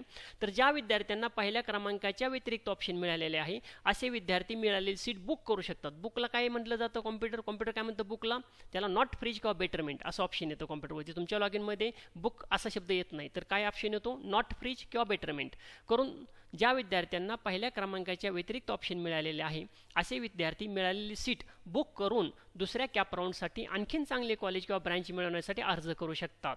यासाठी विद्यार्थी आपल्या लॉगिनमधून नॉट फ्रीज किंवा बेटरमेंट, नॉट फ्रीज म्हणजेच बेटरमेंट हा ऑप्शन निवडू शकतात. त्यानंतर सदर विद्यार्थ्यांनी आपल्या लॉगिनमधून 1000 रुपये ऑनलाईन भरणे गरजेचे आहे. तुम्ही सेल्फ फ्रीज केलं तरी तुम्हाला 1000 रुपये भरावेच लागणार आहे. तुमचं ऑटो फ्रीज झालं तरी तुम्हाला 1000 रुपये भरावेच लागणार आहे. आणि तुम्ही जर बुक केलं, बुकला काय म्हणतात, नॉट फ्रीज किंवा बेटरमेंट, तरी तुम्हाला 1000 रुपये भरावेच लागणार आहेत. प्रवेशाची दुसरी फेरी, सेकंड कॅप राऊंड, जो 7 ते 17 ऑगस्टच्या दरम्यान चालणार आहे. प्रत्येक कॉलेजच्या कॅप राऊंड 2 साठी शिल्लक असलेल्या जागा ऑप्शन फॉर्म भरायच्या एक दिवस अगोदर CETच्या वेबसाईटवरती विद्यार्थ्यांसाठी उपलब्ध करून दिल्या जातात. म्हणजे कॅप राऊंड 1 मध्ये काय विद्यार्थ्यांनी ॲडमिशन घेतलेले आहेत, म्हणजे कॉलेजच्या जागा आता कमी होणार आहेत आणि कुठल्या कॉलेजला किती जागा शिल्लक राहिल्या ह्या जागा तुम्हाला 7 ते 17 ऑगस्टच्या दरम्यान हा राऊंड आहे, म्हणजे 6 तारखेला संध्याकाळी तुम्हाला CET सेलच्या वेबसाईटवरती दिसतील. प्रत्येक कॉलेजच्या कॅप राऊंड 2 साठीच्या शिल्लक असलेल्या जागा ऑप्शन फॉर्म भरायच्या एक दिवस आधी MST CETच्या वेबसाईटवरती विद्यार्थ्यांसाठी उपलब्ध करून दिल्या जातील. आता ह्यामध्ये महत्त्वाचं काय ते बघा, की विद्यार्थ्यांनी बुक केलेल्या जागा दिसणार नाही. म्हणजे ज्या विद्यार्थ्यांनी हा ऑप्शन निवडला होता ना बेटरमेंट, त्या जागा तुम्हाला इथं दिसणार नाहीत. म्हणजे इथं कुठल्या जागा दिसणार नाहीत तुम्हाला, ऑटो फ्रीजवाल्या जागा दिसणार नाहीत. ज्यांनी ऑटो फ्रीज झालेला आहे, पहिलं ऑप्शन मिळालं आहे, त्या जागा लिस्टमधनं डिलीट होणार. ज्यांनी सेल्फ फ्रीज केलेलं आहे, स्वतःहून फ्रीज केलेलं आहे, त्या पण जागा त्या लिस्टमधनं त्या कॉलेजच्या लिस्टमधनं डिलीट होणार. आणि ज्या विद्यार्थ्यांनी बुक केलेलं आहे त्या पण जागा त्या लिस्टमधनं डिलीट होणार. म्हणजे ऑटो फ्रीजवाल्या त्या जागा निघून जाणार त्या कॉलेजच्या लिस्टमधनं. सेल्फ फ्रीज, स्वतःहून फ्रीज केलेल्या जागा, त्याही जागा त्यातनं निघून जाणार. आणि विद्यार्थ्यांनी बुक केलेले म्हणजे बेटरमेंट केलेले, नॉट फ्रीज केले, त्या पण जागा तुम्हाला दिसणार नाहीत. विद्यार्थ्यांनी बुक केलेल्या जागा तुम्हाला दिसणार नाहीत. म्हणजे मी जसं सांगितलं ना की मेन कॉलेजच्या 90 ते 95% जागा गायब होऊन जातात. कॅप राऊंड 2 साठी हार्डली 4-5% जागा शिल्लक राहतात, कारण ह्या जागांमध्ये बुक केलेल्या जागा दिसत नाहीत. ऑटो फ्रीज आणि सेल्फ फ्रीजवाल्याने ते ॲडमिशनच घेतलेलं असतं, त्या तर सोडूनच द्या, पण बुक केलेल्या जागा सुद्धा कॅप राऊंड 2ला दिसत नाहीत. आता कॅप राऊंड 2 मध्ये कोण पार्टिसिपेट होऊ शकतं, तर कॅप राऊंड 2 मध्ये कोण पार्टिसिपेट होतं, की ज्या विद्यार्थ्यांनी कॅप राऊंड 1 मध्ये नॉट फ्रीज किंवा बेटरमेंट केलेलं आहे आणि 1000 रुपये फी भरलेली आहे, त्याला सीट ॲक्सेप्टन्स फीस भरलेली आहे, असे विद्यार्थी कॅप राऊंड 2 मध्ये जाऊ शकतात. म्हणजे मी बेटरमेंट केलेलं आहे, म्हणजे मला सेकंड राऊंडला खेळायचं आहे. ऑटो फ्रीज आणि सेल्फ फ्रीजवाले जाऊ शकत नाही. कोण जाऊ शकतं, बेटरमेंट केलेले जाऊ शकतात. आणि बेटरमेंटवाल्यांनी 1000 रुपये भरून सेकंड राऊंडला जायचं असतं. की ज्या विद्यार्थ्यांनी कॅप राऊंड 1 मध्ये नॉट फ्रीज म्हणजे बेटरमेंट ऑप्शन निवडला आहे, सीट ॲक्सेप्टन्स फी भरलेली आहे, असे विद्यार्थी कॅप राऊंड 2 मध्ये जाऊ शकतात. दुसरे कोण जाऊ शकतात, की ज्या विद्यार्थ्यांनी कॅप राऊंड 1 मध्ये मिळालेले सीट ॲक्सेप्ट केले नव्हते, म्हणजे 1000 रुपये भरले नव्हते. म्हणजे तुम्हाला कॅप राऊंड 1 मध्ये एखादी जागा भेटली पण तुम्ही 1000 रुपये भरलेच नाहीत, तरी पण तुम्ही कॅप राऊंड 2 ला जाऊ शकता. आता ह्या दोन ऑप्शनमध्ये काय फरक आहे बरं, की ज्या विद्यार्थ्यांनी सीट ॲक्सेप्टन्स फी भरली होती आणि कॅप राऊंडला गेले, आणि ज्यांनी भरली नव्हती ते पण कॅप राऊंडला गेले, याच्यामध्ये फरक आहे. तर हा जो पहिल्या क्रमांकाचे विद्यार्थी आहेत ज्यांनी सीट ॲक्सेप्टन्स फी भरली होती, त्यांचं बुकिंग झालेलं आहे. म्हणजे त्यांच्या खिशामध्ये एक जागा आहे, त्यांच्या लॉगिनला एक जागा त्यांनी ऑक्युपाय करून ठेवलेली आहे, बुक करून ठेवलेली आहे. आणि तुम्ही जर 1000 रुपये भरले नाहीत, सीट ॲक्सेप्टन्स फी भरली नाही, तर तुमचं त्या जागेवरचा क्लेम निघून जातो. तर ह्या दोन 1 वाला आणि 2 मध्ये काय फरक आहे, तर 1 वाल्यांच्याकडे एक जागा त्यांनी बुक करून ठेवलेली आहे. आणि दुसऱ्या विद्यार्थ्यांनी काय केलं, हे ज्या विद्यार्थ्यांनी कॅप राऊंड मध्ये जागा भेटली होती पण बुकिंगच केलं नाही, शक्यतो असं नाही करायचं. कॅप राऊंड मध्ये जागा भेटली तर बुकिंग अवश्य करा. मनासोक्त कॉलेज भेटलं असेल तर डायरेक्ट ॲडमिशन घेऊन टाका. तर कॅप राऊंड 2 मध्ये कोण विद्यार्थी सहभागी होऊ शकतात, ज्यांना कॅप राऊंड 1 मध्ये जागा भेटली होती आणि ज्यांनी बुक केलं होतं. ज्यांना जागा भेटली होती सेकंड ऑप्शन, ज्यांना जागा भेटली होती पण ज्यांनी बुकिंगच केलं नाही. तिसरे कुठले विद्यार्थी जाऊ शकतात? ज्या विद्यार्थ्यांना कॅप राऊंड 1मध्ये जागाच मिळाली नव्हती, म्हणजे एकही कॉलेज अलाउड झालं नव्हतं. म्हणजे माझे मार्क्स थोडेसे समजा 60 मार्क्स आहेत आणि मी सगळे हायफाय कॉलेज टाकले 70, 80, 90 वाले, मला जागाच भेटली नाही, तोही कॅप राऊंड 2मध्ये जाऊ शकतं. आणि ज्या विद्यार्थ्यांनी कॅप राऊंड 1मध्ये सहभागच घेतला नव्हता, म्हणजे कॅप राऊंड 1चा ऑप्शन फॉर्मच भरला नव्हता, ते पण कॅप राऊंड 2मध्ये जाऊ शकतात. तर कोण जाऊ शकतं? बुकिंग केलेले जाऊ शकतात, ज्यांना भेटलं होतं पण ज्यांनी बुकिंग केलं नव्हतं ते पण जाऊ शकतात.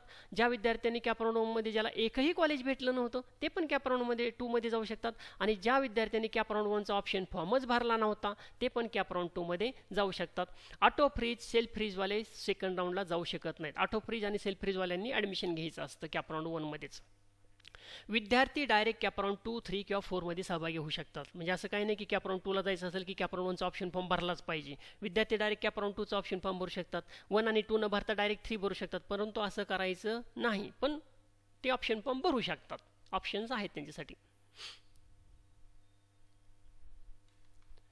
कॅप राऊंड 2मध्ये ऑप्शन फॉर्म भरताना कॅप राऊंड 1मध्ये भरलेल्या ऑप्शन्समध्ये विद्यार्थी बदल करू शकतात. आय रिपीट, कॅप राऊंड 2चा ऑप्शन फॉर्म भरताना कॅप राऊंड 1मध्ये जे तुम्ही ऑप्शन्स काढले होते त्यामध्ये तुम्हाला चेंज करता येऊ शकतात. नव्याने पूर्ण नवीन ऑप्शन फॉर्म भरायचं म्हटलं तरी कॅप राऊंड 2मध्ये तुम्ही भरू शकता. कॅप राऊंड 2साठी ऑप्शन फॉर्म भरताना विद्यार्थ्यांना तुमच्या लॉगिनमधून ज्यावेळेस कॅप राऊंड 2चे तुम्ही ऑप्शन फॉर्म भरणार आहेत त्यावेळेस तुम्हाला 2 ऑप्शन्स असणार आहेत. त्यामध्ये एक पहिला ऑप्शन असणार आहे की नवीन ऑप्शन्स, म्हणजे मला कॅप राऊंड 1मध्ये ऑप्शन जे टाकले होते त्याच्याशी काही देणं घेणं नाही, मला आता कॅप राऊंड 2साठीचा फ्रेश ऑप्शन फॉर्म भरायचा आहे, भरू शकतात. कॅप राऊंड 1मधले तुम्ही जर तो नवीन ऑप्शन निवडला तर कॅप राऊंड 1मध्ये जे भरलेले ऑप्शन्स असतात ते निघून जातात, मग तुम्ही फ्रेश नवीन ऑप्शन फॉर्म भरू शकता. एक ऑप्शन असतो कॅप राऊंड 2चा ऑप्शन फॉर्म भरताना, इम्पोर्ट ऑप्शन. इम्पोर्ट म्हणजे काय? जनरली सर्व विद्यार्थ्यांना मी म्हणेल की जनरली हा ऑप्शन छान असतो. इम्पोर्ट ऑप्शन म्हणजे काय असतो की कॅप राऊंड 1मध्ये भरलेले, कारण कॅप राऊंड 1 भरताना तुम्ही खूप सारा अभ्यास केलेला असतो आणि अभ्यास करून ते सीट्स भरलेले असतात. तर इम्पोर्ट ऑप्शन जर तुम्ही निवडला तर इम्पोर्ट ऑप्शनने काय होतं की कॅप राऊंड 1मध्ये भरलेले सर्व ऑप्शन पुन्हा तुम्हाला दिसतात, तुमच्या लॉगिनला सगळे ऑप्शन्स तुम्हाला दिसतात. आणि जे काही तुम्ही समजा 5, 25, 50 जे काही ऑप्शन्स टाकले ते परत तुम्हाला ॲज इट इज दिसतात कॅप राऊंड 2 भरताना. आणि ते दिसल्यानंतर तुम्ही त्याच्यामध्ये चेंजेस करू शकता. म्हणजे इम्पोर्ट जरी केलं तरी खालचा वर घ्यायचा, वरचा खाली घ्यायचा, 4 डिलीट करायचे, 4 नवीन टाकायचे, काहीही करू शकता.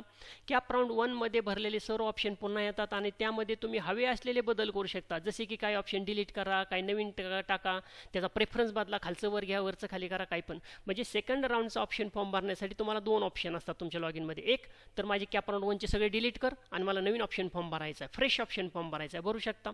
दुसरा ऑप्शन काय सांगितले मी तुम्हाला? Import option. इम्पोर्ट म्हणजे मागचेच ऑप्शन्स परत घ्या आणि परत घेऊन पण तुम्ही ॲज इट इज पण ठेवू शकता. आणि इम्पोर्ट ऑप्शन घेतल्यानंतर तेवढेच ऑप्शन ठेवा असं काही नाही आहे. मी तर म्हटलंय बघा की त्यामध्ये तुम्ही हवे असलेले बदल करू शकता. म्हणजे इम्पोर्ट जरी केलं तरी पण जे काय तुमचे ऑप्शन्स आलेत कॅप राऊंड 1चे ॲज इट इज 5-25 असतील, त्यात तुम्हाला नवीन टाकायचे असले तरी तुम्हाला टाकता येतात. त्यातले काय तुम्हाला डिलीट करायचे असेल तरी करू शकता. त्यामध्ये त्यांचा सिक्वेन्स बदलायचा आहे, खालचं वर घ्यायचं, वरचं खाली करायचं, काहीही करू शकतात.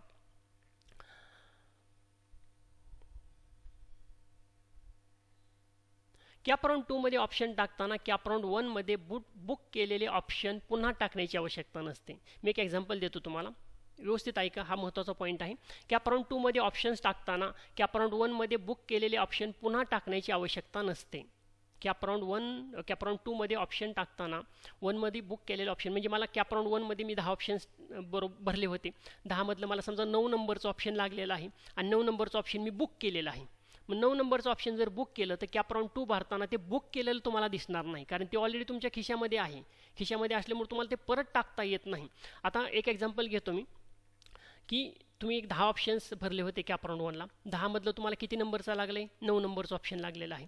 आणि मग कॅप राऊंड 2ला जाताना पहिले 8 तुम्ही घेऊ शकता आणि 8मध्ये परत 4-5 ॲड करायचे आहेत, त्यामध्ये 50 ॲड करायचे आहेत, करू शकता, काहीच प्रॉब्लेम नाही. फक्त काय होतं, कॅप राऊंड 1मध्ये जे तुम्हाला ऑप्शन भेटलेलं आहे ते ऑप्शन शेवटी येतं.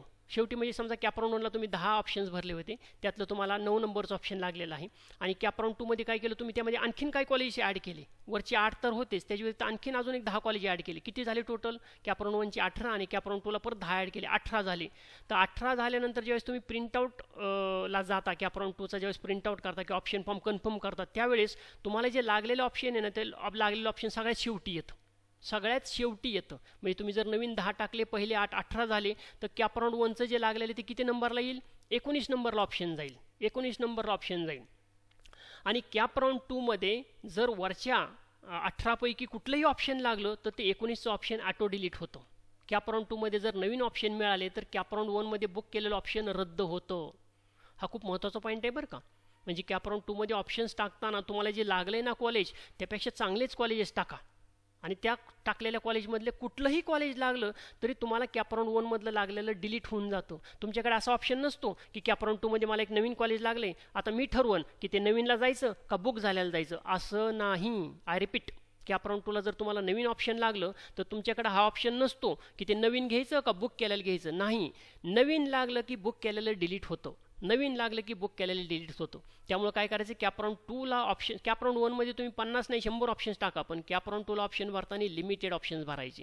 म्हणजे जे लागलंय त्याच्यापेक्षा चांगलेच भरायचे. कारण जेवढे पण ऑप्शन तुम्ही भरणार आहे तर लागलेलं सगळ्यात शेवटी येतं, ॲटोमॅटिक येतं ते शेवटी. तुम्हाला ते मध्ये वगैरे टाकता येत नाही, ॲटोमॅटिक येतं ते शेवटी येतं. तुम्हाला टाकताच येत नाही, कॉम्प्युटर ॲटोमॅटिक त्याला शेवटी घेतं आणि वरपासून कॉलेज चेक करायला चालू करतं. आणि समजा मधलंच एक 3-4 नंबरचं लागलं तर जे शेवटी आहे ते ऑटोमॅटिक डिलीट होतं.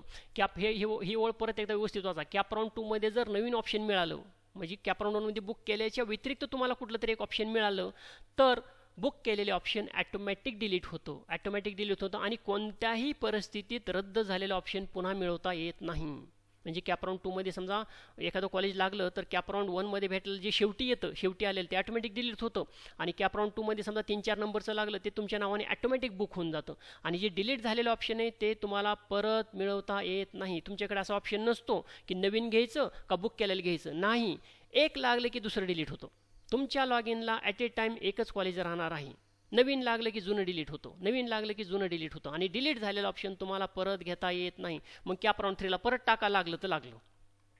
कॅपराउंड 2मध्ये जर नवीन ऑप्शन मिळाले नाही तर कॅपराउंड 1मध्ये मिळालेले ऑप्शन्स अबाधित राहते. म्हणजे कॅपराउंड 1मधलं बुक केलेलं कधी राहू शकतं तुमच्या लॉग इनला ॲज इट इज, जर कॅपराउंड 2मध्ये कुठलंच नवीन लागलेलं नाही. नवीन नाही लागलं तर जुनं तसंच राहतं, नवीन लागलं जुनं निघून जातं, ॲटोमॅटिक निघून जातं.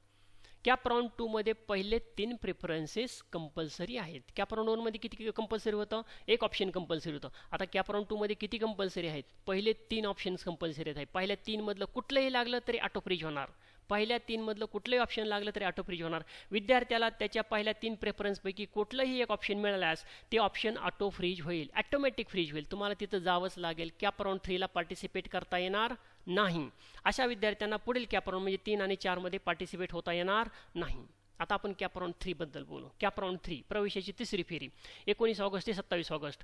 प्रत्येक कॉलेजच्या कॅपराउंड 3 साठीच्या शिल्लक असलेल्या जागा ऑप्शन फॉर्म भरायच्या एक दिवस अगोदर MST CET वेबसाईटवरती विद्यार्थ्यांसाठी उपलब्ध करून देण्यात येतील. आणि ह्या जागांमध्ये बुक केलेल्या जागा, ऑटो फ्रीज झालेल्या जागा, सेल्फ फ्रीज झालेल्या जागा दिसणार नाहीत.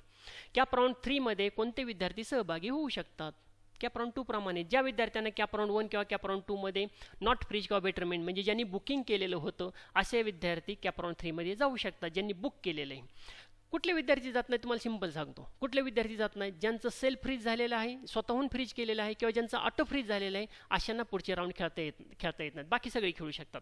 ज्या विद्यार्थ्यांना कॅपराउंड 1 मध्ये बुक केलं होतं, सीट ॲक्सेप्टन्स फी भरली होती, असे विद्यार्थी कॅपराउंड 3 मध्ये जाऊ शकतात.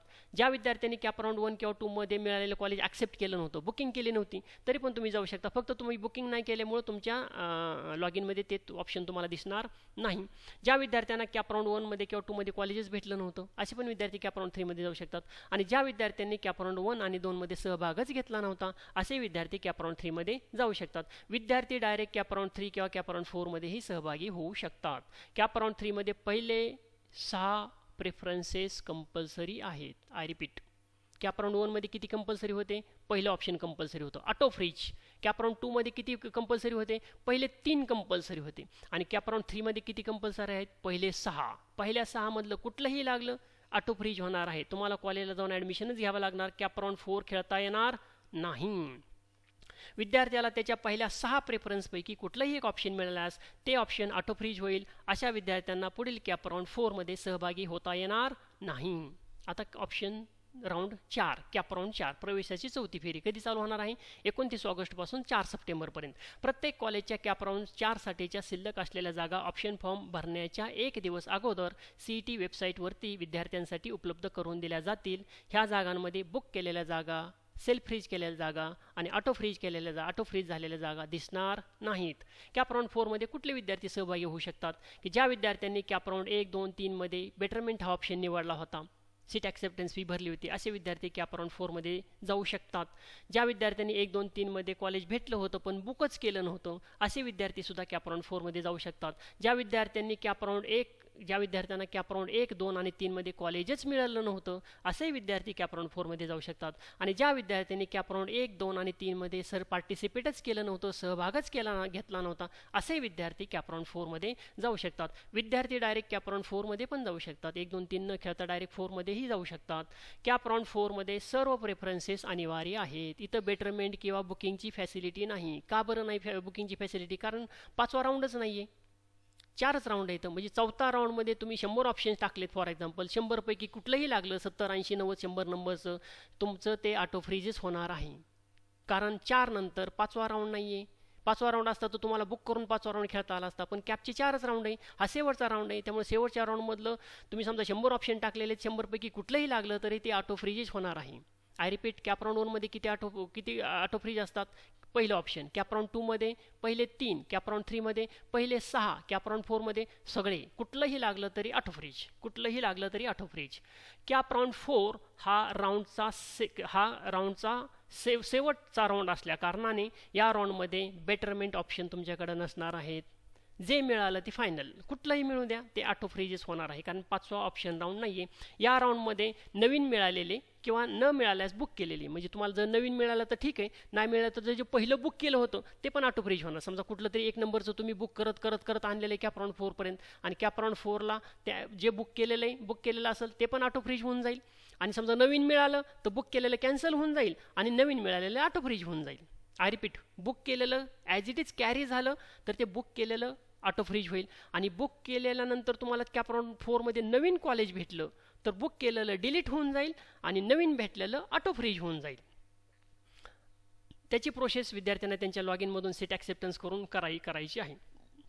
सीट ॲक्सेप्टन्स फीज भरली नसल्यास, समजा पहिल्या तुम्ही कधी बुकिंग केलंच नव्हतं 1, 2, 3ला, मग 4 नंबरला तुम्हाला सीट ॲक्सेप्टन्स फी भरल्याशिवाय बुकिंग करता येत नाही. आणि 4 राऊंडला तुम्हाला ॲटोमॅटिक बुकिंग होतं तुमचं, ॲटोमॅटिक ती जागा फ्रीज केली जाते, त्यामुळे तुम्हाला तिथं पैसे भरावेच लागणार. आता कॅप राऊंडचा थोडासा आपण आढावा घेऊ परत एकदा, कारण 4 कॅप राऊंड खूप महत्त्वाचे आहेत. त्यातले महत्त्वाचे पॉईंट मी थोडेसे रिपीट करतो. प्रवेशाची पहिली फेरी खूप महत्त्वाची असते, कारण रेप्युटेड कॉलेजच्या 90 ते 95% जागा कॅप राऊंड 1मध्येच भरल्या जातात. त्यामुळे कॅप राऊंड 1मध्ये तुम्हाला जागा मिळणं क्रमप्राप्त आहे, जागा भेटलीच पाहिजे. कॅप राऊंड 1मध्ये कॉलेज मिळणं खूप महत्त्वाचं असतं. आपल्या CET पर्सेंटाईलच्या साधारण ते ±5% श्रेणीतील कॉलेजांना प्राधान्यक्रमात समाविष्ट केल्यास कॅप राऊंड 1मध्ये प्रवेश मिळण्याची शक्यता वाढते. म्हणजे कॅप राऊंड 1मध्ये तुम्हाला कॉलेज भेटलंच पाहिजे.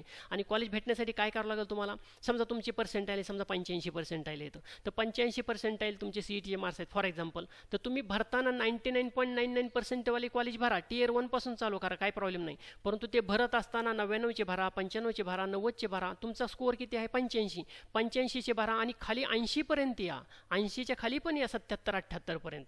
म्हणजे तुमचा जिथं पर्सेंटाईल आहे ना, त्या पर्सेंटाईलच्या वरचे 99.99 पासून चालू करा, काही प्रॉब्लेम नाही. परंतु तुमचं जे पर्सेंटाईल आहे त्या पर्सेंटाईलपेक्षा 4 ते 5 पर्सेंटाईल खालचे हे पण कॉलेज तुम्हाला टाकावं लागतील. आणि असं केलं तरच तुम्हाला कॅप राऊंड 1मध्ये एखादं कॉलेज लागणार आहे. बरेचसे विद्यार्थी काय करतात, 80 पर्सेंटाईल आहेत आणि सगळे 90च्या पुढचेच टाकतात, आणि 90च्या पुढचे टाकले की कॅप राऊंड 1मध्ये त्यांना एकही जागा भेटत नाही. असं करायचं नाही. तुमचं 80 पर्सेंटाईल आहे ना, 99 पासून चालू करा, 99.99 पासून चालू करा, पण 80च्या खाली 5 पर्सेंटाईल या, 5, 6, 7, 8 पर्सेंटाईल खाली या. कारण तुमच्याकडे 300 ऑप्शन्स आहेत, 300 ऑप्शन्स टाकायची गरज नसते, सर्वसाधारण 40-50 ऑप्शन्स सफिशियंट असतात. एक दुसरा महत्त्वाचा पॉईंट कॅपमधला म्हणजे एकदा कन्फर्म केलेला ऑप्शन फॉर्म विद्यार्थ्याला परत चेंज करता येत नाही. म्हणजे तुमचा जर ऑप्शन फॉर्म कन्फर्म झाला, कुठल्याही परिस्थितीत तुम्हाला तो ऑप्शन फॉर्म चेंज करता येत नाही. त्यामुळे घाई गडबड करायची नाही. स्क्रुटिनी सेंटरला पण तो अधिकार नाही. म्हणजे तुम्ही आमच्याकडे आला तर मला सर चुकून माझा ऑप्शन फॉर्म कन्फर्म झाला, मला थोडे चेंजेस करायचे करता का? नाही करता येत. ऑप्शन फॉर्म, प्रेफरन्स फॉर्म भरण्यासाठी आता स्क्रुटिनी सेंटरला जाण्याची आवश्यकता नाही. तुम्ही घर बसल्या स्वतःच्या लॉग इनमधून ऑप्शन फॉर्म भरू शकता. याच्यावर कुठल्याही सही शिक्क्याची आवश्यकता नसते. आय रिपीट, स्क्रुटिनी सेंटरला जाऊन ऑप्शन फॉर्म भरावा असं काही कंपल्सरी नसतं. विद्यार्थी स्वतःच्या लॉगिनमधनं घरी बसूनही भरू शकतात. फक्त स्क्रुटिनी सेंटरला गेल्यानंतर ते तुम्हाला थोडीशी मदत करतील, असं भर तसं भर, हे ऑप्शन्स असतात, ह्या स्टेप्स असतात, हे तुम्हाला थोडेसे सपोर्ट भेटू शकतो. आणि ह्याच्यावरती कुठलाही सही शिक्क्याची गरज नसते. जसं तुम्ही रजिस्ट्रेशन करताना स्क्रुटिनी सेंटरचा सही शिक्का वगैरे घेतला, असं ह्याच्यात या ठिकाणी सही शिक्क्याची गरज नसते. इथून पुढची सगळी प्रोसेस विद्यार्थीच्या लॉगिनमध्येच अवेलेबल असते.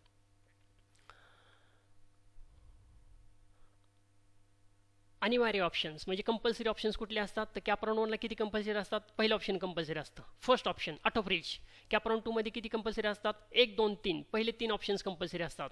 कॅपराउंड 3मध्ये किती कंपल्सरी असतात? पहिले 6 1 2 3 4 5 6 6चे 6 ऑप्शन्स कंपल्सरी असतात. कॅपराउंड 4मध्ये सगळे ऑप्शन्स कुठलंही लागलं तरी, कारण पाचवा फेरीच नाही, त्यामुळे 4 राऊंड, चौथ्या राऊंडला कुठलंही लागलं तरी ते फायनलच असणार आहे. विद्यार्थी कमीत कमी एक आणि जास्तीत जास्त किती ऑप्शन भरू शकता तुम्ही? 300. आणि एका कॉलेजची एक ब्रँच म्हणजे एक ऑप्शन असणार आहे. प्रिंट आउट म्हणजे कन्फर्म. आणि तुम्हाला हा ऑप्शन फॉर्म भरताना कुठल्या स्टेपपर्यंत जायचं आहे? जोपर्यंत तुमच्या ऑप्शन फॉर्मची प्रिंट आउट निघत नाही तोपर्यंत समजायचं आपला ऑप्शन फॉर्म भरून झालेला नाही. इथून पुढचं सगळ्या राऊंडला असंच प्रोसेस आहे. प्रिंट आउट निघली की समजायचं फायनल झालं. सिंपल ट्रिक आहे. प्रिंट आउट निघली की समजायचं तुमचं फायनल झालं. सीट ॲक्सेप्टन्स फीज, आता तुम्हाला पैसे सीट ॲक्सेप्टन्ससाठी ह्या वर्षी बदल केला आहे. मागच्या वर्षी सीट ॲक्सेप्टन्स फी फक्त 1000 रुपये होती, यावर्षी बदल केला आहे.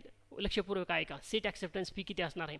कॅपराउंड 1ला तुम्हाला समजा कॉलेज लागलं आणि तुम्ही समजा ते बुक केलं की तुम्हाला 1000 रुपये बुकिंग भरावे लागणार आहे. 1000 रुपये. मागच्या वर्षी कॅपराउंड 4पर्यंत 1000 रुपये असायचे. एकदा 1000 रुपये भरले की परत बुकिंग अमाऊंट भरावी लागत नव्हती. 4ही राऊंडमध्ये ते 1000 रुपये कॅरी केले जात होते. आता तसं नाही, यावर्षी चेंज केलेलं आहे. कॅपराउंड 1ला जर तुम्हाला कॉलेज लागलं आणि तुम्ही जर ते बुक केलं, सेल्फ फ्रीज करा, बुक करा, ऑटो फ्रीज करा, 1000 रुपये तुम्हाला भरावं लागणार. समजा तुम्ही बुक केलं आणि कॅपराउंड 2ला गेलात, बुक केलं आणि कॅपराउंड 2ला गेलात आणि कॅपराउंड 2ला तुम्हाला नवीन कॉलेज भेटलं. मग नवीन कॉलेज भेटलं तर तिथं ते पण तुम्हाला बुक करावं लागेल. पहिलं डिलीट होतं, नवीन भेटलं की जुनं डिलीट होतं, ऑटोमॅटिक डिलीट होतं. आणि नवीन भेटलं तर किती आता पैसे भरावं लागणार? आता तुम्हाला 2000 भरावं लागणार. या वर्षीचा चेंज आहे हा. कॅपराउंड 2ला तुम्हाला नवीन ऑप्शन भेटलं की 2000 भरावं लागणार. कॅपराउंड 3ला काय झालं? अजून एक नवीन भेटलं की पहिले डिलीट झाली आणि पहिले डिलीट झाले की परत तुम्हाला बुकिंग करावं लागणार. आणि आता किती अमाऊंट भरावं लागणार? 3000. आय रिपीट, कॅपराउंड 1ला मिळालं की 1000 रुपये भरायचे, नाही मिळालं तर बुकिंगचा काही संबंधच नाही. नाही मिळालं तुम्हाला बुक करता येत नाही. ही बुकिंग अमाऊंट आहे. ज्यांना भेटतं त्यांनाच बुक करता येतं, ज्यांना नाही भेटत त्यांना बुक करताच येत नाही. म्हणजे कॅपराउंड 1ला मिळालं तरच 1000 रुपये भरायचे. कॅपराउंड 2ला 2000 कधी भरायचे? जर नवीन मिळालं. जुनं तसंच राहिलं तर भरायची गरज नाही. जुनं तर कारण ते बुक केलेले ऑलरेडी तुम्ही. जुनं तसंच राहिलं तर भरायची गरज नाही. मग कुणी भरायचे 2000 रुपये? जर कॅपराउंड 1च्या व्यतिरिक्त दुसरंच कॉलेज लागलं, कॅपराउंड 1ला 4 नंबरचं लागलं आणि कॅपराउंड 2ला 3 नंबरचं लागलं, 3 नंबरचं लागलं की भरायची 2000 रुपये भरायची. नवीन भेटले की भरायची. कॅपराउंड 3ला नवीन मिळालं म्हणजे ते 2 सोडून आता तिसरंच भेटलंय आणि पहिले डिलीट झाले, तिसरं भेटलं, नवीन भेटलं की परत 3000 रुपये. जुनं राहिलं तर नाही भरायचं, नवीन भेटले की भरायचे. किती 1000 रुपये भरायचे? 3000 रुपये भरायचे. कोणत्याही कॅपराउंडमध्ये कॅपराउंड 1 2 3 4 पहिल्यांदाच अलॉटमेंट मिळाल्यावर त्या अलॉटमेंटला 1 नंबरचं प्राधान्य दिलं जाईल. आता तुम्ही जर म्हणला की मला कॅपराउंड 1ला लागलंच नाही, कॅपराउंड 2ला लागलंच नाही, कॅपराउंड 3ला मला लागलं, मग किती भरायचे? 1000 रुपये. पहिल्यांदा लागले की 1000 रुपये, दुसऱ्यांदा लागलं वेगळं की 2000 रुपये, तिसऱ्यांदा वेगळं लागलं की 3000. एवढी ट्रिक लक्षात ठेवा. पहिल्यांदाच लागलं तर 1000 रुपये. मग समजा तुम्हाला कॅपराउंड 1 2 3 मध्ये लागलंच नाही, डायरेक्ट कॅपराउंड 4लाच लागलं, मग किती भरायचे? 1000च भरायचे. पहिल्यांदा लागले की 1000, दुसऱ्यांदा लागलं पण तेच नाही, वेगळं लागलं तर तेच नाही, नवीन मिळालं तर. पहिल्यांदा 4 नंबरचं लागलं होतं, दुसऱ्यांदा 3 नंबरचं लागलं, म्हणजे चेंज झालं. ऑप्शन चेंज झाला की बुकिंग अमाऊंट वाढली. नवीन भेटलं की 1000 रुपये वाढणार तुमची. उदाहरणार्थ पहिल्यांदा अलॉटमेंट मिळालं तर 1000 रुपये, पुढील राऊंडमध्ये नवीन अलॉटमेंट भेटलं की 2000 रुपये आणि त्याच्या पुढच्या अजून नवीन अलॉटमेंट भेटलं की 3000 रुपये. म्हणजे पहिल्यांदा लागलं होतं 10,000 रुपये भरले, आता कॉलेज चेंज झालं म्हणजे नवीन भेटलं की 2000, परत चेंज झालं की 3000. म्हणजेच कोणत्या राऊंडमध्ये अलॉटमेंट मिळले, म्हणजे तुम्हाला कॅप 1ला भेटलं, कॅप 2ला भेटलं, हे महत्त्वाचं नाही, हे व्यवस्थित वाचा. विद्यार्थ्याला कितव्यांदा नवीन अलॉटमेंट झाली याला महत्त्व आहे. म्हणजे कुठल्या कॅप राऊंडला भेटलं हे महत्त्वाचं नाही, कितव्यांदा भेटलं आहे. पहिल्यांदाच भेटलं की 1000 रुपये, दुसऱ्यांदा भेटलं पण चेंज झालं की 2000 रुपये, तिसऱ्यांदा भेटलं आणि चेंज झालं की 3000 रुपये, आणि नवीन भेटलं की जुनं डिलीट होतं. काय काळजी घ्यायची तुम्हाला? उद्यापासून ऑप्शन फॉर्म चालू होणार आहे. पहिल्याच दिवशी घाई करू नका, अभ्यास करा. ऑप्शन फॉर्म भरण्यासाठी 3 दिवसाचा कालावधी आहे. बरेच विद्यार्थी काय करतात, पहिल्याच दिवशी 9 वाजताच रांगेत उभे राहतात. असं काही नाही आहे. पहिल्या दिवशी तुम्ही ऑप्शन फॉर्म भरला काय आणि तिसऱ्या दिवशी ऑप्शन फॉर्म भरला काय, शेवटी कॉलेज तुम्हाला कशावर लागणार आहे? कितव्या दिवशी ऑप्शन फॉर्म भरला याच्यावर नाही, तुमच्या मार्क्सवर लागणार आहे. बऱ्याच विद्यार्थ्यांना वाटतं की मी पहिल्या दिवशी भरला ना मग सगळ्या जागा रिकाम्यात, मला चांगली जागा भेटेल. नाही, हे कशावर भेटणार आहे तुम्हाला जागा? तुमच्या पर्सेंटाईजच्या स्कोअरवरची. म्हणजे तुम्ही पहिल्या दिवशी भरा किंवा तिसऱ्या दिवशी भरा, हे तुम्ही कितव्या दिवशी भरता ह्याच्यावर नाही, तुमचं मार्क्स किती याच्यावरती अवलंबून असतात. त्यामुळे मी विद्यार्थ्याला म्हणतो की पहिल्या दिवशी घाई करू नका, चुका होतात आणि एकदा कन्फर्म केलेला फॉर्म परत चेंज करता येत नाही. त्यामुळे पहिल्या दिवशी घाई करू नका, पहिल्या दिवशी व्यवस्थित अभ्यास करा, सिस्टीमला सेट होऊ द्या आणि दुसऱ्या दिवशी किंवा तिसऱ्या दिवशी सकाळी ऑप्शन फॉर्म तुम्ही भरू शकता. अनेक विद्यार्थ्याला वाटते की एखादी कॉलेज पहिल्या क्रमांकावर ठेवल्यावर ती मिळण्याची शक्यता जास्त असते. म्हणजे बऱ्याच विद्यार्थ्याला काय वाटतं, मी आणि माझा मित्र आहे, समजा दोघं जण आहेत, मला 40 मार्क्स आहेत, फॉर एक्झाम्पल मला 40 मार्क्स आहेत, दुसऱ्याला 50 मार्क्स आहेत. मी 40 नंबरला काय केलं, एखादं कॉलेज 1 नंबरला ठेवलं आणि त्या 50वाल्याने ते कॉलेज 4 नंबरला ठेवलं.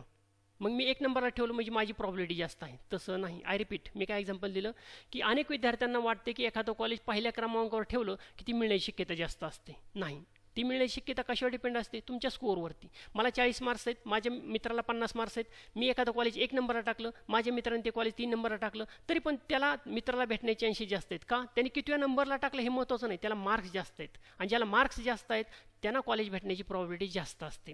प्रवेश तुमच्या CET JEE पर्सेंटाईलवरती असतो. म्हणजे तुमच्या मार्क्सवरती ॲडमिशन भेटतात. तुम्ही किती नंबरला कॉलेज टाकताय याच्यावर ते डिपेंड नसतं आणि त्या कॉलेजच्या कट ऑफवरती अवलंबून असतो. प्रेफरन्स कितीला टाकला याच्यावरती प्रोबॅबिलिटी अवलंबून नसते. ऑप्शन्स निवडताना रँक मेरिटपेक्षा मागील वर्षाच्या कट ऑफ पर्सेंटाईलला जास्त प्राधान्य द्या. कारण मलाही खूप साऱ्या विद्यार्थ्यांचे फोन येतात की सर माझा रँक 15,000 आहे, सर माझा रँक 20,000 आहे, मला कुठलं कॉलेज भेटेल? एवढं डिटेलमध्ये आपल्या लक्षात नसतं. तर जनरली खूप रँकवरती मेरिट नंबरवरती कॉलेज सिलेक्ट नका करू. सिम्पल ट्रिक सांगतो तुम्हाला. ऑप्शन फॉर्म भरताना मागच्या वर्षीचा त्यांचा CET आणि JEEचा कट ऑफ बघा, मार्क्सचा कट ऑफ, पर्सेंटाईलचा कट ऑफ बघा. पर्सेंटाईलच्या कट ऑफच्या आधारे प्रेफरन्स लिस्ट तयार केल्यास योग्य कॉलेज मिळण्याची शक्यता जास्त असते. त्यामुळे शक्यतो मेरिट नंबरवरती, रँकवरती शक्यतो जाऊ नका. तर काय करा, मागच्या वर्षीचा CETचा कट ऑफ बघा. हे सोपं असतं, ट्रिक सोपी असते. CETचा कट ऑफ बघा, JEEचा कट ऑफ बघा, आपले मार्क्स बघा, त्या अनुषंगाने त्या रिलेटेड कॉलेजेस चूज करा. ज्या कॉलेजमध्ये तुम्हाला खरोखर प्रवेश घ्यायचा आहे तेच कॉलेज पहिल्या क्रमांकावर टाका. खूप सारे विद्यार्थी चुका करतात. काय चुका करतात की मला जायचं आहे ठराविक एखाद्या कॉलेज, समजा मला जायचं आहे विद्याप्रतिष्ठान, फॉर एक्झाम्पल विद्याप्रतिष्ठान जायचं आहे, पण 1 नंबरचं ऑप्शन ऑटो फ्रीज आहे, मग चला आपण COP टाकू, आपण PICT टाकू, असं करतात. तसं नाही करायचं. तुम्हाला कुठं जायचं आहे? अमक्या एखाद्या कॉलेजला जायचं आहे. ज्या डोळे बंद केल्यानंतर ज्या कॉलेजला तुमची जाण्याची इच्छा आहे ना त्या कॉलेजला नंबर 1 द्यायचं. ज्या उगाच ऑटो फ्रीज होते म्हणून 1 नंबरला नाही टाकायचं, असं नाही करायचं. आय रिपीट, ही ओळ खूप महत्त्वाची आहे की ज्या कॉलेजला तुम्हाला, तुमचं जे ड्रीम कॉलेज आहे ना ते 1 नंबरला टाका. तुमचं जे ड्रीम कॉलेज आहे ना ते 1 नंबरला टाका. तुम्हाला ज्या कॉलेजमध्ये तुम्हाला खरोखरच प्रवेश घ्यायचा आहे ना ते कॉलेज 1 नंबरला टाका. म्हणजे सगळ्यांनीच COP पासून चालू करावे, सगळ्यांनीच VGTI पासून चालू करा असं काय नाही. ज्यांचा स्कोर आहे त्यांनी चालू करा. ज्यांना 95, 97, 98, 99 मार्क्स पडलेत त्यांनी COP टाका, PICT टाका, VGTI टाका, गव्हर्नमेंट कॉलेज टाका, काही प्रॉब्लेम नाही आहे. पण शक्यतो डोळे बंद केल्यानंतर तुम्हाला ज्या कॉलेजला जाण्याची इच्छा होती आणि जे कॉलेज तुम्हाला इच्छा पण महत्त्वाची नाही, जे कॉलेज तुम्हाला खरोखरच लागणार आहे असे कॉलेज शक्यतो 1 नंबरला ठेवा. नॉन कॅप रजिस्ट्रेशन म्हणजे आता काही विद्यार्थ्यांनी रजिस्ट्रेशनच राहिलेलं आहे की काही विद्यार्थ्यांनी दिलेल्या डेट्समध्ये म्हणजे 20 तारखेपर्यंत जे रजिस्ट्रेशन करायचे ते रजिस्ट्रेशन केले नाही. अशा विद्यार्थ्यांसाठी पण एक संधी असते पुढे. ज्या विद्यार्थ्यांनी शासनाने दिलेल्या निर्धारित कालावधीत रजिस्ट्रेशन आणि कागदपत्र पडताना व्हेरिफिकेशन केले नाही अशा विद्यार्थ्यांसाठी पुढील काही दिवसामध्ये रजिस्ट्रेशन व्हेरिफिकेशन परत सुरू होणार आहे. म्हणजे ज्यांचं रजिस्ट्रेशन व्हेरिफिकेशनच करायचं राहिलं नाही अशांसाठी रजिस्ट्रेशन व्हेरिफिकेशन सुरू होणार आहे. त्याला आपण नॉन कॅप रजिस्ट्रेशन म्हणतो. म्हणजे अशा विद्यार्थ्यांना कॅप राऊंडमध्ये पार्टिसिपेट घेता येत नाही. अशा विद्यार्थ्यांना अगेन्स्ट कॅप आणि इन्स्टिट्यूट लेवलला किंवा मॅनेजमेंट कोटा आपण ज्याला म्हणतो तिथं पार्टिसिपेट करता येतं. म्हणजे पहिले 4 राऊंड आता जर ज्या विद्यार्थ्यांनी रजिस्ट्रेशन केलेलं आहे, ज्यांचं मेरिट लिस्टमध्ये नाव आलेलं आहे, यांना 4 राऊंड पण खेळता येतील, अगेन्स्ट कॅपचा पण राऊंड खेळता येतील आणि मॅनेजमेंटचा पण राऊंड खेळता येतील. आणि तुम्हाला जर अगेन्स्ट कॅपचा राऊंड खेळायचा असेल तर तुम्ही 4 राऊंडमध्ये ॲडमिशन कन्फर्म करा, तरी पण तुम्हाला मॅनेजमेंटचा राऊंड खेळता येतो. 4 राऊंडमध्ये ॲडमिशन बुक कन्फर्म करा, ॲडमिशन घेऊन टाका, तरी पण तुम्हाला अगेन्स्ट कॅपला पार्टिसिपेट होता येतं. आय रिपीट की 4 राऊंडमध्ये तुम्हाला एखादं कॉलेज भेटले, ॲडमिशन घेऊन टाका आणि ॲडमिशन घेऊन पण तुम्ही अगेन्स्ट कॅपसाठी खेळू शकता, ॲडमिशन घेऊन पण तुम्ही मॅनेजमेंट राऊंडसाठी खेळू शकता. हे नॉन कॅपसाठीचं काय सांगितलं मी तुम्हाला की ज्यांचं रजिस्ट्रेशनच करायचं राहिलं होतं त्यांना पहिले 4 राऊंड खेळता येत नाहीत. मग ते कुठले राऊंड खेळू शकता? ते एक तर अगेन्स्ट कॅप ज्याला आपण स्पॉट राऊंड म्हणतो. अगेन्स्ट कॅप आणि स्पॉट राऊंड सेमच असतो. ज्याला ए कॅप म्हणजे स्पॉट राऊंड म्हणजे काय असतं? कॅप राऊंडमधल्या शिल्लक राहिलेल्या जागा 4 राऊंड नंतर तो राऊंड चालू होतो. 4 राऊंडच्या नंतर तो राऊंड चालू होतो, ज्याला अगेन्स्ट कॅप किंवा स्पॉट राऊंड म्हणतात. जर हे ज्यांचं रजिस्ट्रेशन राहिलेलं आहे त्यांचं रजिस्ट्रेशन पुढील 1-2 दिवसामध्ये चालू होईल, त्याला नॉन कॅप रजिस्ट्रेशन म्हणतात. अशा विद्यार्थ्यांना कॅप राऊंडमध्ये पार्टिसिपेट होता येत नाही. ते अगेन्स्ट कॅपसाठी किंवा मॅनेजमेंट राऊंडसाठी स्पॉट राऊंड आणि अगेन्स्ट कॅप म्हणजे स्पॉट राऊंड किंवा मॅनेजमेंट राऊंडसाठी पार्टिसिपेट करू शकतात. आता हे ऑप्शन फॉर्मचा एक स्क्रीनशॉट टाकलेला आहे की ऑप्शन फॉर्म भरताना ऑप्शन फॉर्म 4 स्टेप्समध्ये भरला जातो.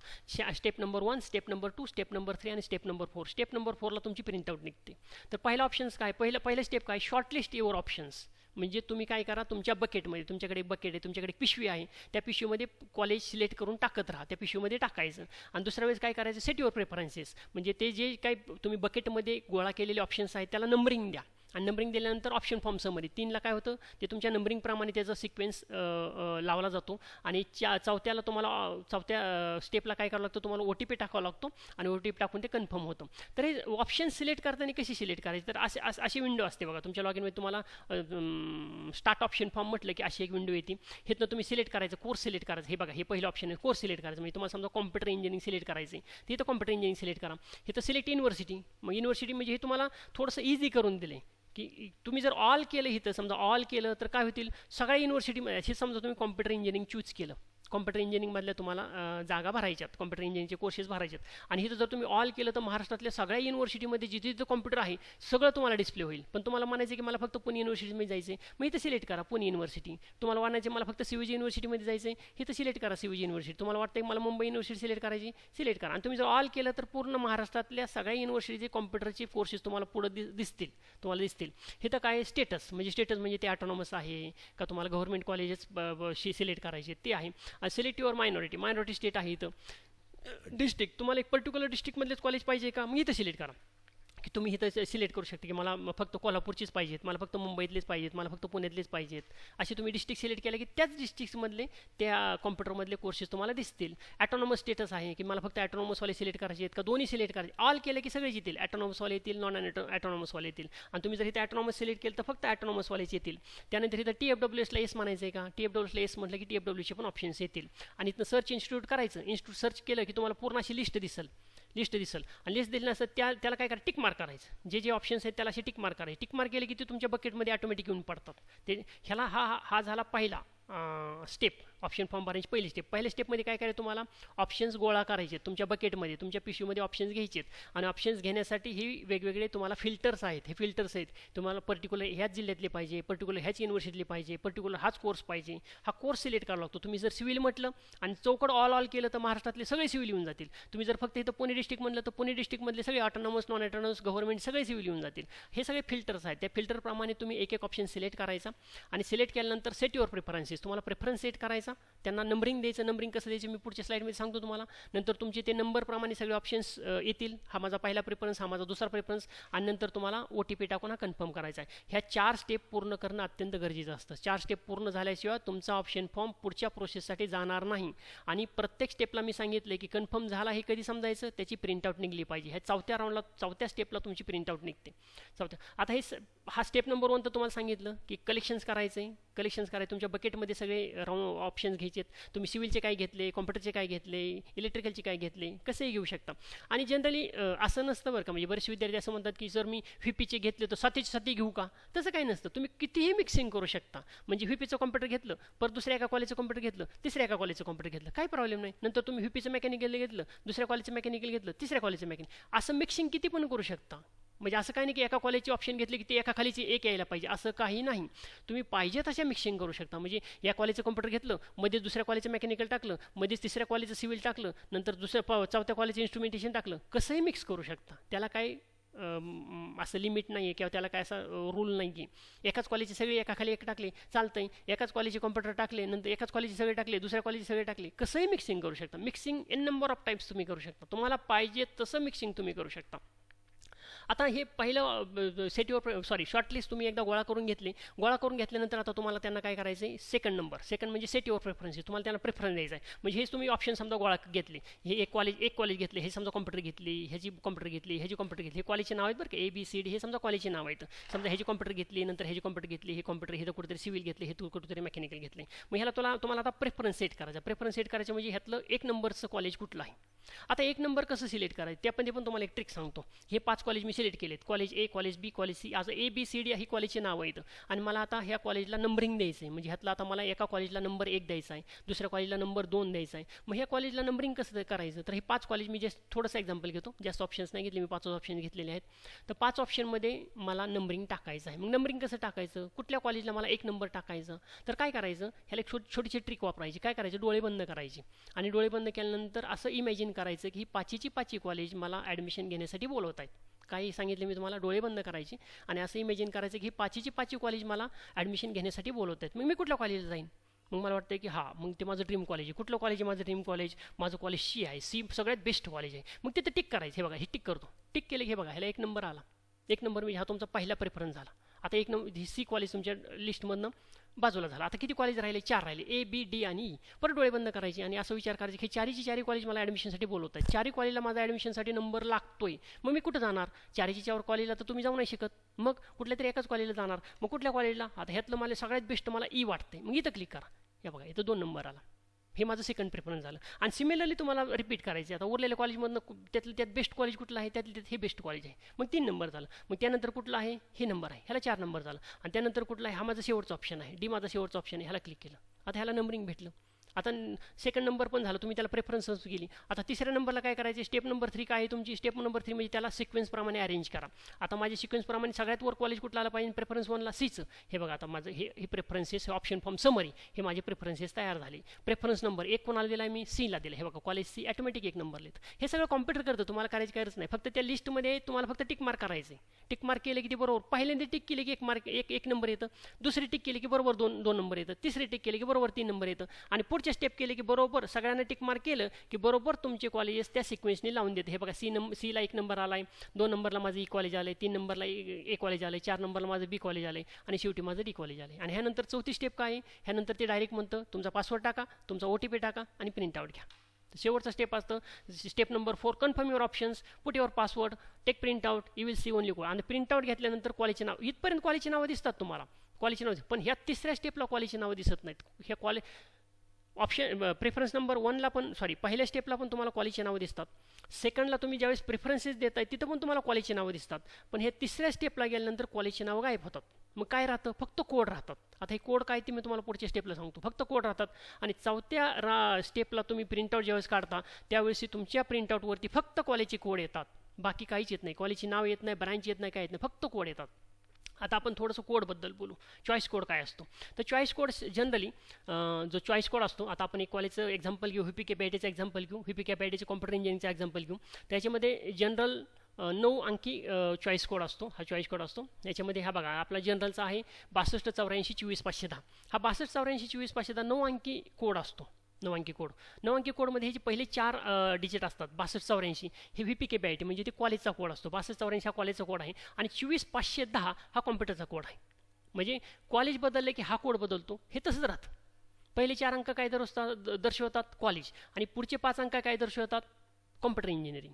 म्हणजे कॉम्प्युटर इंजिनिअरिंगचा हा कोड आहे 24510. कुठल्याही कॉलेजला गेलात की 24510 काय असणार आहे, कॉम्प्युटर इंजिनिअरिंग. आणि 6284 काय कॉलेजचं नाव, हे कॉलेजचं नाव, ही कॉम्प्युटर. म्हणजे 6284 24510चा अर्थ काय होतो, विद्याप्रतिष्ठानची कॉम्प्युटर इंजिनिअरिंग. आपण CUEचे एक्झाम्पल घेऊ. CUEPचा कॉम्प्युटरचा कोड काय, CUEPचा कॉलेजचा कोड काय आहे 16006. हा बदलला आहे आता थोडासा. आधी 4 अंकी होता, आता 5 अंकी झाला आहे. आधी 6006 एवढाच होता, आता त्यांनी 1 लावलं आहे तिथं 16006. आणि त्यांच्या कॉम्प्युटर इंजिनिअरिंगचा कोड काय 24210. आता हा चेंज का झाला बरं, इथं 24510 होता, हा 24210. ह्यांची ब्रँच वेगळी.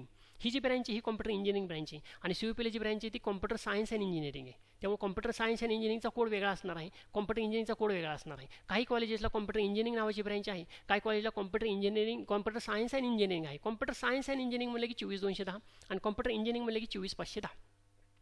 आता ह्याच्यामध्ये काही ठिकाणी समजा कमिन्स कॉलेज वगैरे गेलं तर जे मुलींसाठी आहे, कमिन्स कॉलेजला गेलं तर तिथं मुलीच जातात सगळ्या, ते वुमेन्स कॉलेज आहे. तर वुमेन्स कॉलेज कसं ओळखायचं, तर ह्या कोडमध्ये शेवटी हे बघा, हे 6284 आपण विद्याप्रतिष्ठानचंच एक्झाम्पल घेऊ. 6284 24510 पुढं F आलं की समजायचं हे मुलींचं आहे. पुढे F आलं की समजायचं हे मुलींचं आहे. मुलींच्यासाठी कोड वेगळा असतो, त्यामध्ये F लागला जातो. आता TFWचं ऑप्शन आहे, तर TFWS मध्ये काय असतं 6284 24510 10च्या ऐवजी 11 झाला. हा 0 आहे ना, तो 0 निघून गेला. 0च्या ऐवजी काय आला 1 आला आणि पुढे T आला.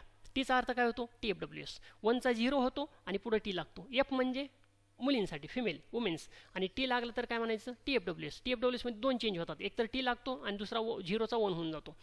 त्यानंतर काय आता हा बघा 24511 FT, हा 6284 तास राहिली तर 24511 FT. आता टीचा FT झाला. FTचा अर्थ काय होतो बरं? FTचा अर्थ काय होतो की हा TFWSचा कोड आहे, पण कुठल्या गर्ल्स कॉलेजचा TFWSचा कोड. जनरलचा कोड असतो 10, मुलींचा कोड असतो 10F आणि TFWSचा कोड असतो 11T. हे ऑप्शन्स वेगळे असतात. म्हणजे तुम्ही जनरलचे पण ऑप्शन टाकू शकता आणि TFWचे पण ऑप्शन्स टाकू शकता. म्हणजे TFWचा ऑप्शन वेगळा असतो. आता आपल्याकडे आपल्या कॉलेजला किती ब्रँचेस आहेत? 7 ब्रँचेस आहेत. 7 ब्रँचेसचे किती ऑप्शन झाले? 7 ब्रँचेसचे 7 जनरल झाली, जनरल 7 झाली आणि 7 TFWS पण झाली. म्हणजे आपल्या कॉलेजला टोटल ऑप्शन आता किती झाले? 14. 300 ऑप्शनपैकी आपल्या कॉलेजचे तुम्ही 14 ऑप्शन्स टाकू शकता. 7 झाले जनरलचे आणि 7 झाले TFWSचे. त्यानंतर काय काय कॉलेजला यल पण असतो, हा लक्षात ठेवा बरं का. हा यल पण असतो. यलचा अर्थ काय होतो? Regional language. म्हणजे काय काय कॉलेजमध्ये इंजिनिअरिंग मराठी, रिजनल म्हणजे मराठीतनं शिकवलं जातो. त्यामुळे हा कोड टाकताना लक्ष देऊन टाकायचा का नाही ते ठरवा. त्याला यल म्हटलं तर यलचा अर्थ होतो रिजनल लँग्वेज. रिजनल लँग्वेजचा अर्थ काय होतो? आणि तिथं हा 24510च्या ऐवजी 24590 होतो. 10च्या ऐवजी 90 होतो. हा 9 होतो, 1चा 9 मध्ये कन्वर्ट होतो आणि शेवटी यल लागतं. 9 आणि यल लागला, हे 90 यल झालं की समजायचं हे रिजनल लँग्वेज, म्हणजे त्या ठिकाणी इंजिनिअरिंग मराठीतनं शिकवलं जाणार आहे. टाकायचा का नाही ते तुम्ही ठरवा.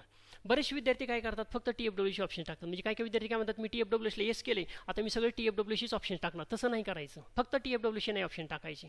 TFWSला येस केले याचा अर्थ काय होतो की तुम्ही TFWS ऑप्शन टाकू शकता. टाकावीच असं काही नाही, तुम्ही मिक्सही करू शकता. म्हणजे काही TFWC टाकले, काही जनरलचे टाकले किंवा सगळे जनरलचे टाकले तरी चालतात. TFWSला येस केलं याचा अर्थ काय होतो? लक्षात घ्या, परत एकदा रिपीट करतो मी. TFWSला येस केलं म्हणजे तुम्ही TFWS टाकू शकता.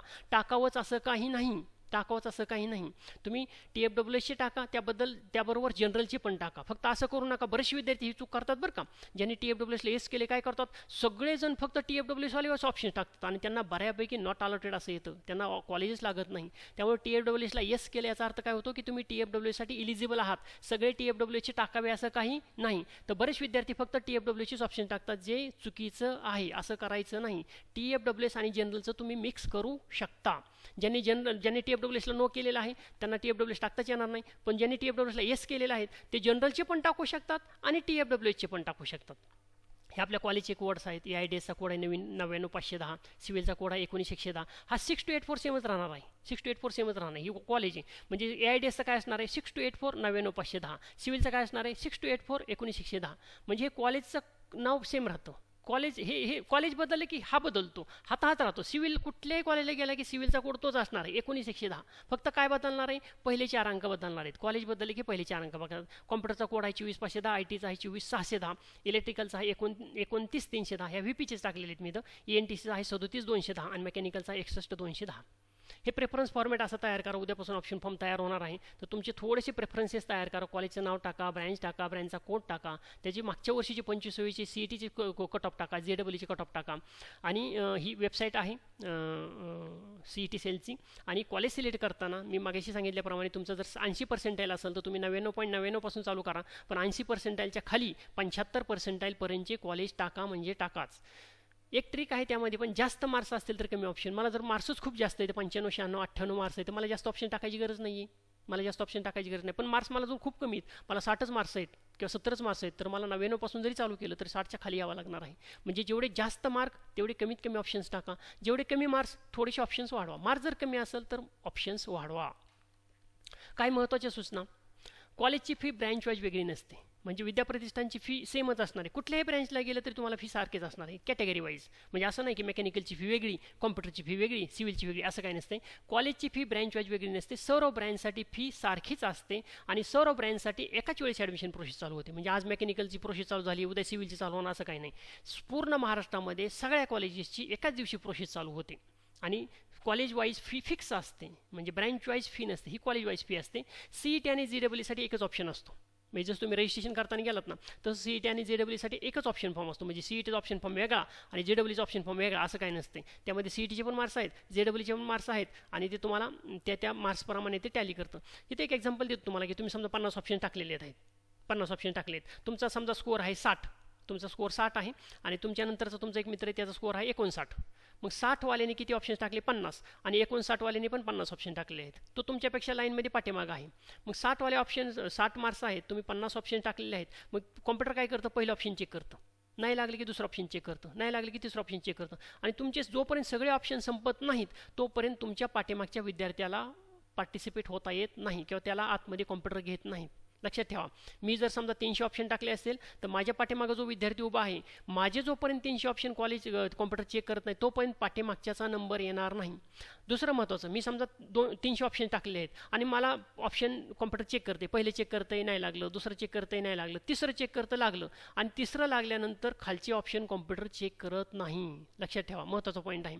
मी 300 ऑप्शन टाकले आहेत, एवढे टाकायची गरज नसते, पण समजा for an example me 300 option टाकलेत आणि 300 ऑप्शन टाकल्यानंतर कॉलेज कुठनं चालू करतं, खालनं चेक करत नाही, वरनं चालू करतं, कॉलेज नंबर 1 पासून चालू करतो, लागतंय की ह्याला नाही लागत. आणि ते चेक करताना पण काय करतं, तुम्हाला जेवढे पण टॅग लागलेत, तुम्हाला सीईटीचा टॅग लागला, एकाच विद्यार्थ्याला वेगवेगळे टॅग लागू शकतात. म्हणजे मला सीईटीचा पण टॅग लागू शकतो, मला जेडब्ल्यूचा पण टॅग लागू शकतो, मी डिफेन्समधला पण येस मिळालं आहे, मी TFWSला येस केलं आहे, मी फिजिकली हँडिकॅप पण आहे, मला असे वेगवेगळे टॅग लागले. मग ते काय करतं, कॉम्प्युटर काय करतं, पहिलं ऑप्शन घेतं, ते तुमचं सीईटीनं चेक करतंय, ते तुमचं जेडब्ल्यूनं चेक करतंय, ते तुमचं ओबीसीनं चेक करतंय, जेवढे टॅग लागलेत तेवढे, ते तुमचं डिफेन्समधनं चेक करतंय, ते तुमचं TFWSमधनं चेक करतंय, सगळ्यातनं चेक करतंय. नाही बसलं की सेकंड ऑप्शन घेते, सेकंड ऑप्शन परत सगळ्यातनं चेक करतंय, सीईटीनं चेक करतंय, जेडब्ल्यूचं चेक करतंय, जनरलमधनं चेक करतंय, कॅटेगरीनं चेक करतंय, सगळे टॅग जेवढे लागले तिथनं चेक करतंय. ते पण नाही लागलं, 3 नंबरचं ऑप्शन घेते आणि 3 नंबरचं ऑप्शन घेतल्यानंतर तुम्हाला वाटतं की 3 नंबरचं ऑप्शन मला सीईटीतनं पण लागतंय आणि मला डिफेन्स जेडब्ल्यूतनं पण लागतंय, फॉर एक्झाम्पल 2-3 येतनं लागतंय. मग कॉम्प्युटर काय करतं, ज्या टॅगमध्ये तुम्हाला कमीत कमी फी लागते असा टॅग तुमच्या नावाने ओके करते. म्हणजे 3 नंबरचं ऑप्शन लागलं तर आणि ते तुम्हाला 2-3 टॅगमधनं लागते, म्हणजे तुम्हाला ते फिजिकल हँडिकॅपमधनं पण लागते फॉर एक्झाम्पल आणि जेडब्ल्यूतनं पण लागते फॉर एक्झाम्पल किंवा अजून एखादा डिफेन्समधनं लागते. तर ज्या टॅगमध्ये तुम्हाला कमीत कमी फी लागेल अशा टॅगमध्ये ते तुम्हाला अलॉट करते. आणि तुम्हाला समजा 3 नंबरचं जर ऑप्शन लागलं तर खाली जे तुम्ही टाकले 297 ऑप्शन ते कॉम्प्युटर चेक करत नाही. जिथं कॉलेज लागते त्याच्या खालचे ऑप्शन्स कॉम्प्युटर चेक करत नाही. काही काही विद्यार्थी म्हणतात की सर मला ॲट ए टाईम 2-2 कॉलेज लागले तर नाहीत लागत. तुम्ही 10 ऑप्शन्स टाकले आणि तुम्हाला 5 नंबरचं ऑप्शन लागलं तर 6 नंबरचं ऑप्शन चेकच होत नाही. जिथं ऑप्शन लागतं तिथनं खालचं कॉम्प्युटर चेक करत नाही. विद्यार्थ्यांची ॲडमिशन सीईटी कोट्यातून होऊ द्या किंवा जेडब्ल्यूमधनं कोट्यातून होऊ द्या, फीमध्ये कुठलाही फरक पडत नाही. म्हणजे जेडब्ल्यूमधनं जरी ॲडमिशन झालं किंवा सीईटीमधनं जरी ॲडमिशन झालं तरी फी सारखीच असणार आहे. कॅपमधनं ॲडमिशन व्हायला पाहिजे फक्त. विद्यार्थ्याला त्याच्या कॅटेगरीनुसार आणि उत्पन्नानुसार लागू असलेली फी दोन्हीसाठी सेम असते. म्हणजे सीईटीनं ॲडमिशन झालं तरी तेवढीच फी आणि जेडब्ल्यूतनं ॲडमिशन झालं तरी तेवढीच फी. आणि फी किती कशावर डिपेंड असते, सीईटी आणि जेडब्ल्यूत नाही, तुमच्या कॅटेगरी आणि उत्पन्नावरती डिपेंड असते. तुम्ही कॅटेगरी समजा एससी आहे, तुम्हाला जेवढी काय फी 1000-2000 असणार तेवढीच फी लागणार आहे. तुम्हाला सीईटीनं ॲडमिशन भेटू द्या किंवा जेडब्ल्यूतनं ॲडमिशन भेटू द्या. ॲडमिशन घेता वेळेस स्कॉलरशिप वगळता तुम्हाला लागू असलेली फीज भरावी लागते. म्हणजे एखाद्या कॉलेजची फी समजा 1 लाख रुपये फी आहे आणि एससीवाल्याला समजा 2000 फी आहे, तर एससीवाल्याला तिथे ॲडमिशन घेताना 2000 भरायची, एनटीवाल्याने ॲडमिशन घेताना फॉर एक्झाम्पल 15000 आहे तर 15000च भरायची. असं नाही की 1 लाख भरा आणि नंतर स्कॉलरशिपमधून तुम्हाला उरलेली रक्कम परत महागारी भेटेल, असं नाही. भरताना तुम्हाला कॉलेज जेवढी लागती कॅटेगरीला तेवढीच भरायची. म्हणजे तुमच्या कॅटेगरीची फी समजा 15000 आहे ना, त्या कॉलेजची फी भले 1 लाख 2 लाख असू द्या, तुमच्या कॅटेगरीची फी 15000 आहे ना, भरताना 15000च भरायची, पूर्ण भरायची नाही. ज्यावेळेस तुमचे ॲडमिशन होतं त्यानंतर तुम्हाला तो स्कॉलरशिपचा फॉर्म भरावा लागतो आणि स्कॉलरशिपचा फॉर्म भरल्यानंतर ती उरलेली रक्कम कॉलेजला जमा होते, तुम्हाला येत नाही. ती तुम्हाला ते कॉलेजला आणून द्यायची असते, महाडीबीटीचा फॉर्म, स्कॉलरशिपचा फॉर्म भरून. फक्त ॲडमिशन घेताना जेवढी लागते तेवढीच भरायची. विद्यार्थ्यांच्या पालकाचे मागील वर्षी उत्पन्न 8 लाखपेक्षा कमी असेल तर ओपन, हा पण महत्त्वाचा पॉईंट आहे. विद्यार्थ्यांच्या पालकाचे मागील वर्षी उत्पन्न जर 8 लाखपेक्षा कमी असेल किंवा नॉन क्रिमिनल तुमच्याकडे असेल तर ओपन, ओबीसी, एससीबीसी आणि ईडब्ल्यूएस ह्या विद्यार्थ्यांना फी सारखीच असते. I repeat, open, OBC, SCBC आणि ईडब्ल्यूएस ह्या चारही कॅटेगरीच्या विद्यार्थ्यांना सेमच फी असते, ट्युशन फीच्या 50% माफ. त्यासाठी तुमच्याकडे नॉन क्रिमिनल सर्टिफिकेट पाहिजे किंवा 8 लाखाच्या खालचं उत्पन्न पाहिजे. फी ॲडमिशन कॅटेगरीवर नसते तर ॲडमिशन कॅटेगरी असते, अलॉटेड सीटवरती नसते. बऱ्याच वेळा काय होतं की मी समजा NT कॅटेगरीचा विद्यार्थी आहे आणि मला मार्क्स खूप चांगले आहेत आणि मार्क्स जर चांगले असेल तर मी जनरलमधली पण सीट घेऊ शकतो. जनरल ही काय कॅटेगरी नाही, जनरल सीट. ओपन ही काय कॅटेगरी नसते. ओपनचा अर्थ काय होतो, ओपन टू ऑल. म्हणजे मला जर NT मी कॅटेगरीचा आहे आणि मला जर खूप चांगले मार्क्स असतील तर मी ओपनची सीट घेऊ शकतो. मग बऱ्याच विद्यार्थ्यांना NTवाल्यांना पण काय होतं की ओपनची सीट अलॉट होते. मग ते म्हणतात की सर मी NTच आहे, मला ओपनची सीट अलॉट झाली. काही फरक पडत नाही, तुला सीट कुठली अलॉट झाली याच्यावर तुमचं फी नसते. तुझी फी कशावर ठरणार आहे, कॅटेगरीवरती. तुझी ॲडमिशन कॅटेगरी तुम्ही हे फॉर्म भरला आहे ना, तुम्ही काय म्हणतात रजिस्ट्रेशन केलं ना, त्यावेळेस तुमची ॲडमिशन कॅटेगरी असते बघा. ही ॲडमिशन कॅटेगरीवर तुमची फी डिपेंड असते. मी जर NT वाला आहे ना, मला हँडिकॅपची फी सीट लागू द्या, मला ओपनची सीट लागू द्या, नाही तर मला कुठली पण सीट लागू द्या. सीट कुठली लागली ह्याला महत्त्व नाही. माझी कॅटेगरी कुठली आहे, NT आहे ना, मग मला NTचीच फी पडणार. मला जरी ओपनची सीट लागली तरी पण फी मला NTचीच भरावी लागणार. हे लक्षात ठेवा. फी ॲडमिशन कॅटेगरीवर असते, कुठलं सीट भेटलं याच्यावरती नसते. बऱ्याच वेळा NTच्या विद्यार्थ्यांना किंवा SCच्या विद्यार्थ्यांना मार्क्स चांगले असेल तर ओपनची सीट भेटते, पण त्यांनी फी कोणाची भरायची, तुमच्या कॅटेगरीचीच भरायची, ओपनची नाही. ऑप्शन फॉर्म भरताना अनोळखी कॉलेजचे ऑप्शन्स टाकणं टाळा. अनोळखी ऑप्शन्स नाही टाकायचे. जे कॉलेज तुम्हाला माहितीच नाही, त्या कॉलेजला मेस आहे का नाही, हॉस्टेल आहे का नाही, प्लेसमेंट आहे का नाही, हे काहीच माहीत नाही तरी ऑप्शन टाकाय, असं करू नका. ऑप्शन फॉर्म भरताना तुमच्या ओळखीची, तुम्ही ज्या कॉलेजला व्हिजिट केलेली आहे, तुम्ही ज्या कॉलेजचं रेप्युटेशन पाहिलेलं आहे, प्लेसमेंट पाहिलेले आहे, मेस हॉस्टेल फॅसिलिटी पाहिलेली आहे, त्यांचं फी स्ट्रक्चर पाहिलेलं आहे, अशीच कॉलेज शक्यतो टाका. ज्या कॉलेजला ॲडमिशन घेण्याची इच्छा आहे ते कॉलेज 1 नंबरला टाका. म्हणजे ड्रीम कॉलेज, तुम्ही डोळे बंद केल्यानंतर तुम्हाला जिथं जायची इच्छा आहे ना, तेच कॉलेज 1 नंबरला टाका. म्हणजे मग मी सांगितलं होतं बघा, सगळेच जण VGTI COP पासून चालू करतात, तसं नका करू. तुम्हाला डोळे बंद केल्यानंतर तुम्हाला माहिती आहे ना तुमचं कॉलेज कुठं लागणार आहे. मला जर 50 मार्क्स असतील आणि मी COP आणि VGTI टाकत बसलो तर माझे वेस्टेज ऑफ ऑप्शन्स आहेत. त्यामुळे मी टाकताना माझ्या लेवलचे थोडेसे, असं म्हणायचं की मला की थोडेसे लेवलचे ऑप्शन्स टाकावेत. मला ज्या कॉलेजला खरंच जायची इच्छा आहे असेच ऑप्शन्सपासून चालू करावेत. कृपया आपला लॉगिन ID आणि पासवर्ड कोणाचाही शेअर करू नका. कुठल्याही कॉलेजला आपले मूळ कागदपत्र किंवा फी ॲडमिशन कन्फर्म होण्यापूर्वी देऊ नका. म्हणजे ॲडमिशन व्हायचं आहे आधीच बुकिंग वगैरे करताय, कॉलेजला जाऊन फीज वगैरे भरताय, तसं नाही करायचं. जोपर्यंत तुमचं ॲडमिशन कन्फर्म होत नाही तोपर्यंत तुम्ही कुठलेही डॉक्युमेंट जमा करायचे नाहीत, कुठलीही फी द्यायची नाही. ऑप्शनसाठी प्रेफरन्स 1 पासून सुरुवात होते आणि ज्या ठिकाणी अलॉटमेंट होईल त्यानंतरचे प्रेफरन्सेस चेक केले जात नाही. मी तुम्हाला आता सांगितले की तुम्ही जरी 300 ऑप्शन टाकले असले आणि तुम्हाला जर 3 नंबरचा ऑप्शन लागला तर 4 नंबरपासून खालची ऑप्शन चेकच होत नाही. म्हणजे एका विद्यार्थ्याला एका ऑप्शन फॉर्ममध्ये एका फेरीमध्ये एकच कॉलेज लागणार आहे. म्हणजे मला खूप मार्क्स चांगले आहेत आणि मला पहिल्या कॅपराऊंडमध्ये मला 10 कॉलेज लागले, असं नाही होत. 10 कॉलेज तुम्हाला जर 1 नंबरचा लागला तर 2 नंबरचं चेकच होत नाही. तुम्ही भले 300 ऑप्शन टाकले आणि एकच नंबरचं लागलं, खालचे चेकच होत नाहीत. कॉम्प्युटर पहिल्या ऑप्शन्सपासून चेक करायला चालू होतं आणि जिथं तुम्हाला लागतं त्याच्या खालचे कॉम्प्युटर चेक करत नाही. एका राऊंडमध्ये विद्यार्थ्यांना एकच ऑप्शन अलॉट होते. हे वाचा, एका राऊंडमध्ये विद्यार्थ्याला एकच कॉलेज अलॉट होतो, एकच कॉलेज किंवा त्या कॉलेजची जी काय ब्रँच असेल ती अलॉट होते, एक ऑप्शन अलॉट होतो. TFWS फॉर्म भरला म्हणजे सगळे TFWS टाकू नका. मग अशीच मी तुम्हाला सांगितलं की TFWSला टिक केलं म्हणजे सगळे TFWS भरा, असं नाही करायचं. TFWS भरा, जनरल भरा आणि त्यांचं मिक्सिंग करा. मिक्सिंग कुठल्याही प्रकारचं करू शकता, कितीही मिक्सिंग करू शकता, कुठल्याही प्रकारचं मिक्सिंग तुम्ही करा. शक्यतो पैसे देऊन फॉर्म भरू नका. म्हणजे बरेच विद्यार्थी काय करतात, मला ऑप्शन फॉर्म भरता येत नाही, कुठेतरी बाहेर गेला कोणाला तरी 100-500 रुपये दिले ऑप्शन फॉर्म भरला, असं करू नका. ते त्याच्या डोक्याने ऑप्शन्स टाकल आणि तुमचं गडबड होऊन जाईल. त्यामुळे शक्यतो तुम्ही स्वतः स्टडी करा. नसेल स्टडी तुम्हाला जमत तर शेजारच्या कॉलेजला जावा, ते तुम्हाला हेल्प करतील. पहिल्या दिवशी ऑप्शन फॉर्म भरण्याची काही घाई करू नका, पुरेसा वेळ घ्या. पहिल्या दिवशी ऑप्शन फॉर्म भरला म्हणजे तुम्हाला खूप चांगलं कॉलेज भेटेल असं नाही. मी तुम्हाला बार सांगितलं की कॉलेज हे तुमच्या मार्क्सवरती डिपेंड असतं, की ते कितव्या दिवशी तुम्ही ऑप्शन फॉर्म भरता याच्यावरती नसतं. पहिल्या दिवशी भरलं म्हणजे चांगलं कॉलेज लागतं असं नाही. तुम्हाला मार्क्स चांगले असतील चांगलं कॉलेज लागेल. कॉलेज सिलेक्ट करताना घ्यावायची काळजी. तर कॉलेज सिलेक्ट करताना काय काळजी घेतली पाहिजे, तर त्या कॉलेजचं एस्टॅब्लिशमेंट इयर बघा, की ते कॉलेज किती जुनं आहे, त्यांचं स्थापना वर्ष कुठलं आहे, NAC NBA आहे का त्या कॉलेजचं, ॲक्रेडिशन झालं आहे का, त्यांना मान्यता आहे का, NACची NBAची व्हिजिट झाल्यात का, त्यांना त्याचं रँकिंग भेटलेलं आहे का, इंडस्ट्री कोलॅबरेशन आहे का त्या कॉलेजचं, का फक्त तिथं ॲकॅडमिक्स होतं, इंडस्ट्रीबरोबर कोलॅबरेशन लागतात, प्लेसमेंटला मदत होते. प्लेसमेंट त्या कॉलेजच्या कशा आहेत, मागच्या 3-4 वर्षाचे प्लेसमेंट बघा. त्या कॉलेजच्या विद्यार्थ्यांशी थोडंसं बोला, म्हणजे ते विद्यार्थी तुम्हाला परफेक्ट फीडबॅक देतील कॉलेजबद्दल. टीचिंग स्टाफ आहे का तिथं सफिशियंट, क्वालिफाईड आहे का, क्वालिफाईड टीचिंग स्टाफ पाहिजे, सफिशियंट टीचिंग स्टाफ पाहिजे, पुरेसा टीचिंग स्टाफ पाहिजे. कॉलेजची फीज किती आहे हे खूप महत्त्वाचं आहे, कारण कसं काय प्रत्येकाचं बजेट वेगळं असतं. तुम्हाला पुण्यात जायचं तर पुण्यात राहायला खायला कॉलेजची फी हे सगळं पाहून घ्या. तुमच्याकडे जर असेल की मला वाटतं की नाही एवढं मी बिअर करू शकतो, काहीच हरकत नाही आहे. त्यामुळे कॉलेजची फी माहीत असणं, हॉस्टेलची फी माहीत असणं, मेसची फी माहीत असणं खूप गरजेचं आहे. हॉस्टेल फॅसिलिटी आहे का, त्या कॉलेजला हॉस्टेलची फॅसिलिटी आहे का, आणि ते इन कॅम्पस पाहिजे, नाही तर हॉस्टेल कॉलेज एका कोपऱ्यात आणि हॉस्टेल 10 किलोमीटर दुसरीकडे, असं नको. शक्यतो मुलींसाठी हे महत्त्वाचं आहे की इन कॅम्पस हॉस्टेल पाहिजे, त्याची सिक्युरिटी वगैरे बघा. मेस आहे का तिथे फॅसिलिटी, नुसती फॅसिलिटी असून चालत नाही, तर त्या मेसची क्वालिटी काय आहे हे महत्त्वाचं आहे. लायब्ररी आहे का, सफिशियंट बुक्स आहेत का, तिथं जर्नल्स वगैरे सबस्क्राईब केलेले आहेत का त्यांनी वेगवेगळे, त्या लायब्ररीमध्ये काय काय फॅसिलिटी आहे ते थोडंसं जाणून घ्या. को करिक्युलर एक्स्ट्रा करिक्युलर ॲक्टिव्हिटी होतात का, म्हणजे फक्त शिक्षणच नाही तर तिथं थोडंसं काय म्हणतात त्याला को करिक्युलर थोडेसे अकॅडमिक रिलेटेड स्पोर्ट्स ॲक्टिव्हिटी होतात का, कल्चरल ॲक्टिव्हिटी होतात का, कारण की सगळ्या गोष्टीचा बॅलन्स करता आला पाहिजे तुम्हाला, हे सगळ्यात महत्त्वाचं आहे. की हा प्रश्न बरेच विद्यार्थी मला विचारतात की विच वन इज इम्पॉर्टंट, मला कुठल्या डायरेक्शनला जायचं आहे, की कॉलेज महत्त्वाचं आहे का ब्रँच महत्त्वाचं आहे. म्हणजे मी प्रायोरिटी देताना ऑप्शन फॉर्म भरताना कॉलेजला प्रायोरिटी देऊ का ब्रँचला प्रायोरिटी देऊ. तर ह्या ठिकाणी ऑप्शनला हा जो क्वेश्चन आहे या क्वेश्चनला आन्सर आहे राईट इज ऑलवेज राईट. आणि राईट साईडला तुम्ही जर बघितलं की ह्या ठिकाणी राईट साईडला बघितलं राईट साईडला काही कॉलेज आहे. म्हणजे इम्पॉर्टन्स देताना बरेच विद्यार्थी ब्रँचला इम्पॉर्टन्स देतात, काही हरकत नाही. परंतु तुम्ही जर सर्वसाधारण फीडबॅक घेतला तर सगळ्यात महत्त्वाचं कॉलेज असतं. सगळ्यात महत्त्वाचं कॉलेज किती जुनं आहे, कॉलेजचं रेप्युटेशन आहे. कॉलेज जर चांगलं असेल तर तिथे इन्फ्रा चांगला असतो, तिथं फॅसिलिटी चांगली असतात, तिथं टीचिंग स्टाफ चांगला असतो आणि तिथं प्लेसमेंट पण चांगली असते. नाही तर पर्टिक्युलर एकाच ब्रँचला जायचं म्हणून कुठंतरी गल्लीबोळातल्या कॉलेजला जाऊन ॲडमिशन घेणं हे कितपत योग्य आहे, थोडासा विचार करा. तर मी काय सांगितलं, राईट इज ऑलवेज राईट. आणि राईट साईडला काय आहे, कॉलेज. म्हणजे प्रायोरिटी देताना कोणाला पहिली प्रायोरिटी दिली पाहिजे, कॉलेजला. कॉलेज चांगलं पाहिजे, भले ब्रँच कुठली का भेटणार, कॉलेज चांगलं पाहिजे.